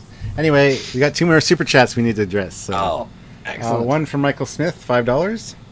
Yeah, thank you, Michael. Patrick Stewart said that Picard may be very different from before, but that the heart of the show will be the same. Does that give you hope or fear? That gives me a little bit of fear, to be honest, with the way that was worded. What a 'Cause diplomatic thing. it could go horribly wrong based on that. But it's still, the heart of Star Trek. It's going to be brighter and more optimistic version of the future, unlike Discovery. It's still the heart of Star Trek, but if the characters... He did say darker than you've seen before as well. Yes. Well, the problem is when they say things, he's an actor. You give him a script beforehand and say, right, Mr. Stewart, we need you to say this, this, and this, and this somewhere in the pitch so that fans are happy. Look in all the panels. Discovery by season 1 will end looking like TOS or close to canon. Nope. and everyone in the writers' room is a big fan of canon that hardcore Trekkies. Have you watched the season 1 Discovery? You know, people say things. People say things. It's not Khan. Oh yeah, it's not Khan. It's a new character, John. And in every interview, he has to say, "Oh, character's John Harrison." Harrison. not Harrison. Khan. Sorry. No, it's not Khan. No. Did you see that wonderful clip where Benedict Cumberbatch, sorry, little tangent, was being interviewed for some other film? I think for that imitation game that was in one of those. Yeah, He was being interviewed for that, I think, and it was a BBC reporter, actually, I think, and he said, "I just heard a report or a rumor that you've always loved the Doctor Strange character, that you might be playing him." And he denies it, has this wonderful spiel, but the second he says it, because they put out the clip after he was announced, it zooms in and you see his face, and he's so happy for a split second, his eyes like light up, you can see his face like, yeah. oh, oh yeah, no, not really, because they have to lie, you know. Yeah, that was one. It's in their contract. Yeah. NDA, you can't disclose what the hell you know, so. So, you know, he'll say whatever he has to say to sell tickets. And the thing that bothers me about that, and I know there's another super chat we need to get to, but the thing that bothered me about that whole Picard thing was the fact that Alex Kurtzman was behind him on stage the whole time, kind of looking like a creeper, like so proud of himself, like he's controlling the show from.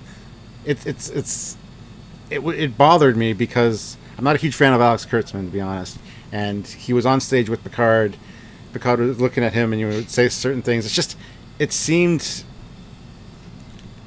off to me, and I'm just hoping for the best. But I have a very gut reaction that it's not going to be what we want.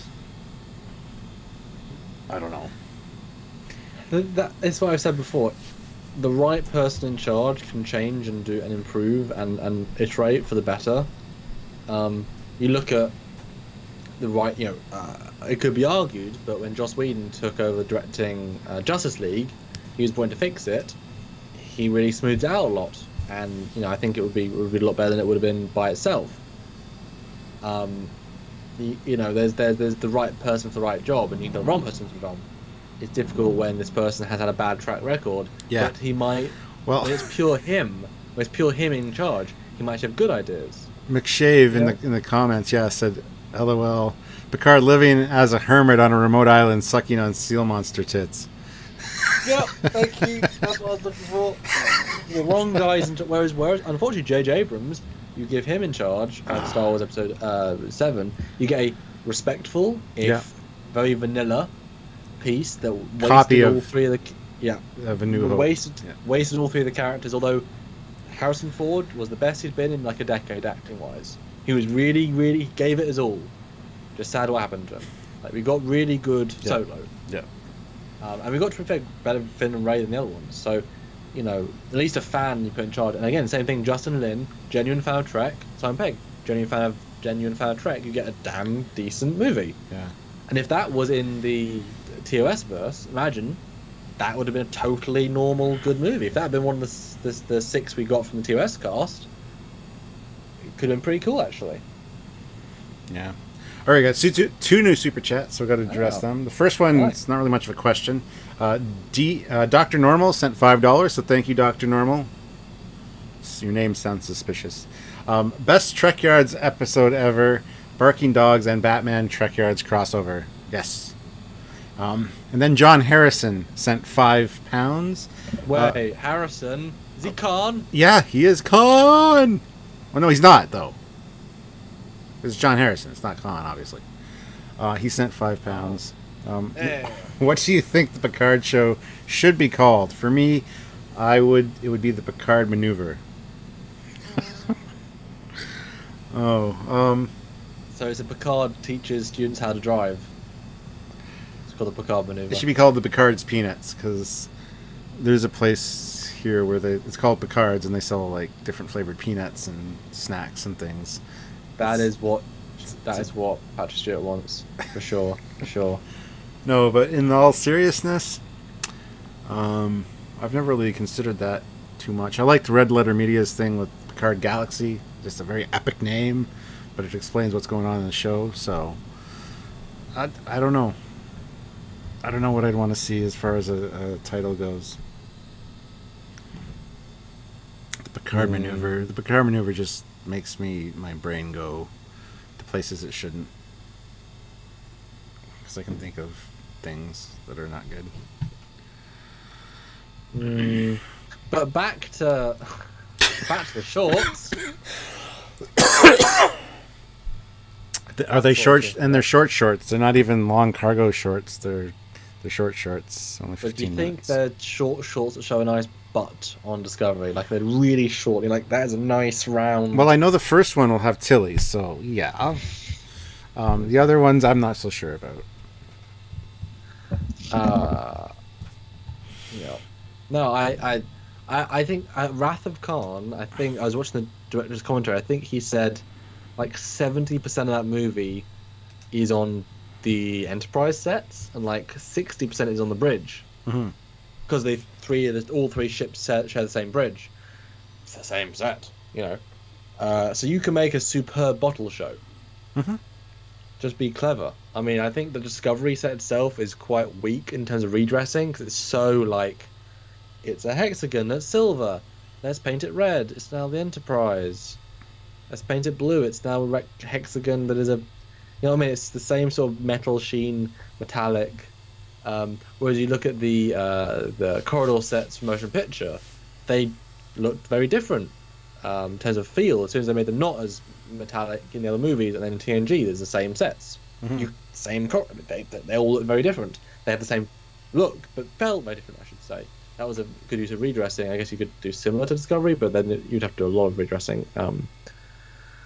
But bottle shows, I mean, it's good to have the fan favorite Tilly be a thing, and I mean, why wouldn't you have Burnham pop in for 5 seconds and Oh yeah, I'm sure there's going to be little cameos like that, or somebody, walking down the hallway at least, you know. Because I wonder how much money they've put into these, because if they're exclusives, that's trying to get people to because that's the thing though, people that haven't subscribed to All Access, who desubscribe, I should say, are they going to restart 4 months early?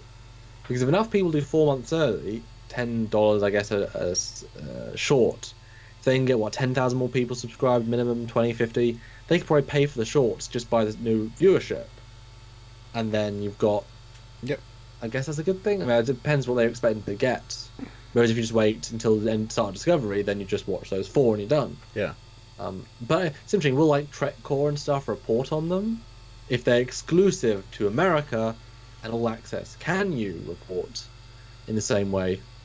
You know. That's a very good question. I don't even know if we'll be able to. Like I said, I'm not sure I'll be able to watch it on the Space Channel, or if it's going to be the same kind of thing here, because it isn't exclusive. We'll get it later, like mid-season or something in other countries. Which again says it can't be that important.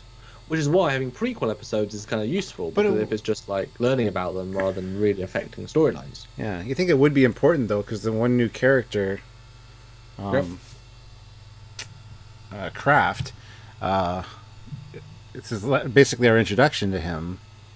It could be that it's not as important of a story, so if you do miss it, it doesn't matter, because you still get introduced to him in the season. That's what I said earlier. You have to miss it if you're not All Access. But if they're only going for All Access people, then that's it. That's all that matters. I don't know. And again, the Kelpian, like, what can you take from that if they're not spacefaring? Or is it just a case of letting him act? I mean, again, fan favorite Tilly, you're going to get people interested. Fan favorite Saru, more because it's a great meld of prosthetic and actor. Didn't quite get the role he should have got, but it's a good meld, just not given enough. And obviously, Mudd, Rainn Wilson is a name actor who was reasonably enjoyed. You know. I'm excited for 3 of them very much. Like I said, the order is Tilly, Mudd, Saru, and then the Craft episode. Those are the ones I'm most looking forward to in that order. So, see, I'm much more excited for the Craft one, because it's like a new ship, an unexpected ship, which means you get new looks and new things, which means new CGI, new sets, maybe new interesting redresses, new part of the universe is an older ship, a newer ship. Because what if it's a redress? TOS ship? What if it actually looks TOS? Yeah. Oh my god, how amazing would it be that would be if amazing. They put some money down? No, hold on, wait for it. What if they put some money down? What? I'm waiting for it. Oh, sorry. So there's a picture of him on a Discovery-esque set, but imagine if that was a short, because they couldn't do it in the main show. They flew the guy and the production crew down to Ticonderoga and filmed a short on the official set tours, and that was the Enterprise. You know, these are the bits you know, and then in the Discovery show you see the lower decks bits, you know, the other bits of the ship. Ooh. Because it's a short, lower budget, but at the same token, just go and film there, and that would be great. You know, he shows up on this. He wakes up on this TOS ship. There's no one on board, and at the end of it, something happens, and the ship either morphs around him or he gets transported out into like Discovery, and it's like, what just happened? Gives us a hope, a glimmer of what could be and what should be, and that would be awesome. It's not going to happen, but that'd be awesome. I do think that's such a missed opportunity, because if those sets are good enough to be licensed, they're good enough to shoot on. And they are. We've been there. Yeah, especially nowadays. Obviously, they were a bit more rough when we went, both times actually. But yeah, I mean, how cool? Why didn't? I mean, obviously, you know why? Because they have to give James a lot of money. They don't want to do that. La la la. But if they'd actually flown to those sets and filmed, I mean, you've got the Constitution class existing. You'd have to build the sets. Right. Just go film on the Enterprise. You've got it.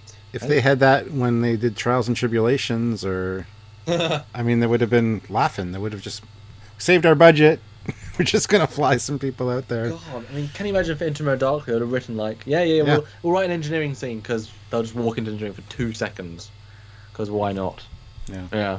And it's a 360 bridge. No, that wasn't 360, but they did have a view screen. I guess that was a one shot only sort of thing. Yeah, it wasn't 360. It was like 3/4, I think Doug said. They still had the view screen at one point. Yeah. So I guess they just built that. Yeah. Uniquely. And the one at Ticonderoga now is almost 360. Yes. It's got that little exit way beside the one console at the front, but it's more like a simulation from the Academy than all that. Yeah. Yeah. This is such a.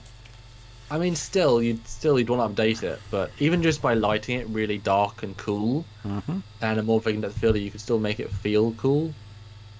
And we've been saying that all along with that aesthetic. It can work.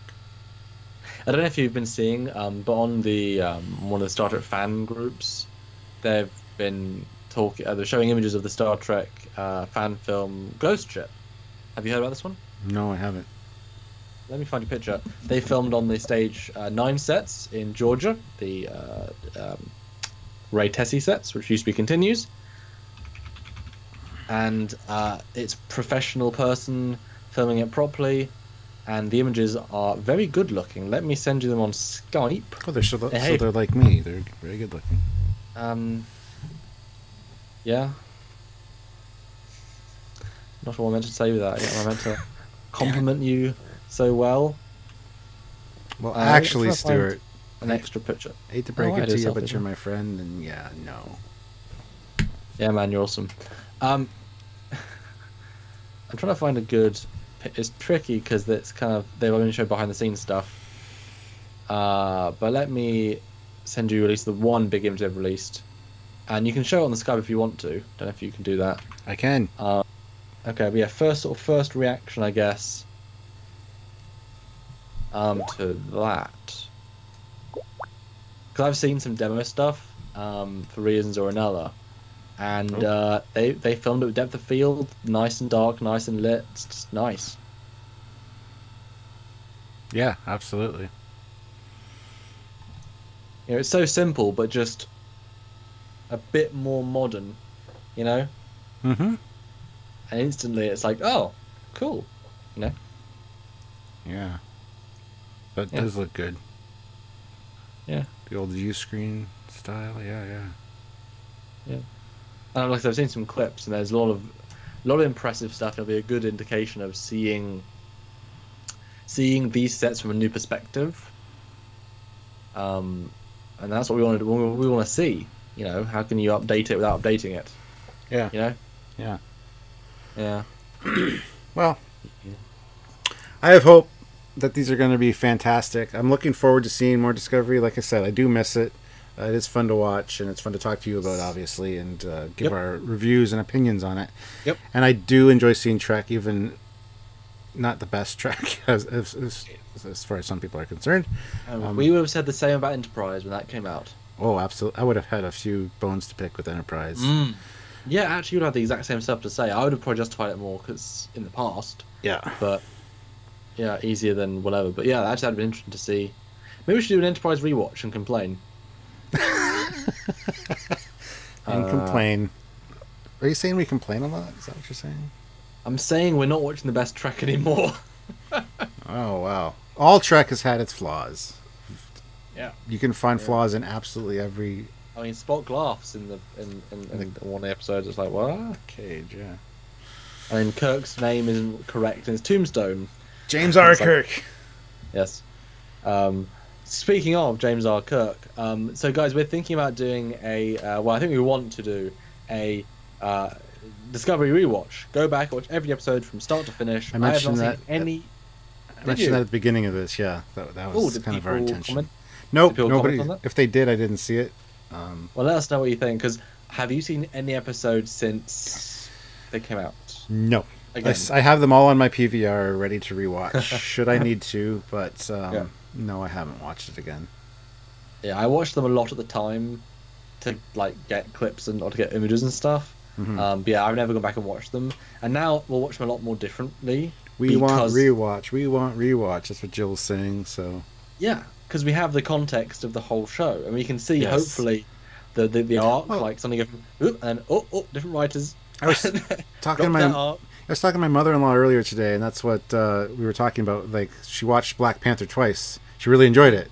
She enjoyed it more the second time because she saw all the nuances. So the first time you're watching it, you don't know what's going to happen, so you're enjoying the narrative. But then the second time, you know what happens, and you can pay more attention to what the hell's going on. And that's, I think, important for Discovery. I do watch Discovery episodes twice when we do our reviews. Once live with Sylvia, first time, and then I go back and rewatch it to take my notes. And then we end So up do I. talking about it the next day. So at least watch them twice. Yeah, me too. And it's the same kind of thing. You pick more out of it the second time. Well, you have to. You're like, right, what can we talk about for an hour? It's easy, though. we'll It's easy of to, detail. because we know Star Trek. It's so easy to go, Yep. okay, making notes, that's, a reference to this. And yeah, it's fun. And do you remember that time they said, well, I haven't talked to the Klingons. We haven't seen the Klingons in 70 years. We both picked up on it. We were like, we had to talk about this.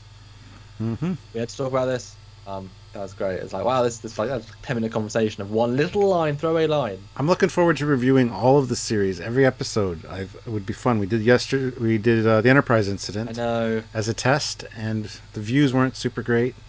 But we'd like to go back and watch absolutely every episode and talk about each one. But now with these lives, With Would a you live, actually it'll be see easy. We could do it. would you guys like to see a live rewatch?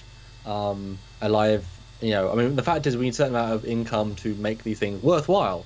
A review takes an entire day, Yeah. at least on my part, because we've got to watch, film, edit. Yeah. But imagine if we could watch and edit and film at the same time and discuss with fans. Yeah. I mean, they'd be doable, really, really fun, I think. It doesn't matter about the copyright stuff as much because it's a live showing for a view. As long as you guys are supporting it directly via the super chats, then it doesn't matter if we make money on the back end with ad review, it doesn't matter. So you can just enjoy the content without ads after the fact. I think it'd be really cool. Yeah. And We're we can getting a pause and lot go of back. We're getting a lot of yes live rewatches. This would be cool. And yes. We got another super chat of £2 from Madison Knight. Loves Stewart's t-shirt. It's the "Live Long and Prosper My Ass" shirt from Archangel Entertainment. I got this in Vegas in 2013 when Sylvia and I went. These guys are the guys that did the fan film Unbelievable, with a lot of Star Trek alumni in it, and the little string puppet version of Kirk, because Shatner didn't want to be in it, so they kind of use a marionette of Kirk to kind of make fun of Kirk. So I haven't seen the movie yet, but they gave us these shirts back in 2013 for free. Sylvia and I each got one. So that's what this is about, the "Live Long and Prosper My Ass" thing. Nice. And I'm wearing a shirt. Marie got me. It's X-Wing shirt. Yay. Yeah, I saw the X-Wing. I was going to ask you about that, but that's Yeah. really cool. Yeah. It's good. So we're at 2 hours about, or at least for this live. So let's try and get $20 more, guys, or at least 10, and end the night on a high. Yeah, 10 and or 20. Yeah, 10 or 20 would be good. But I gotta go that'll because I take got company and stuff, and I said 2 And I'm- hours. And I've got a meeting in a minute and a half. So $5, $10. Just any last little bit of super chat you want to support, Well- guys? We do want to certainly do a rewatch, and I think it'd be fun to either do that live or just via images, depending what would be easier for you guys. Because it'd be kind of fun to just even go over the same images again, because we wouldn't want to necessarily do sound because that'd be a bit too much of a. We're not here just to show the episodes for free. That's not the point. No. But it'd be great to actually go back to the end of each of our reviews and see what we said score-wise, and write that down as a big chart, and then re-review them and see. Well, a year has passed, knowing the entire arc. How much have we liked them more or less? And see what our top review episode is, because like I say, it will be different. I think when we know the arc. Yeah. You know, seeing the abrupt Tyler Vox, like, oh look, he's no longer in the show. Oh look, a new character has appeared. That's weird. Well, we got another All that straight away. $2 donation from Oh, Joe thank Wright. you.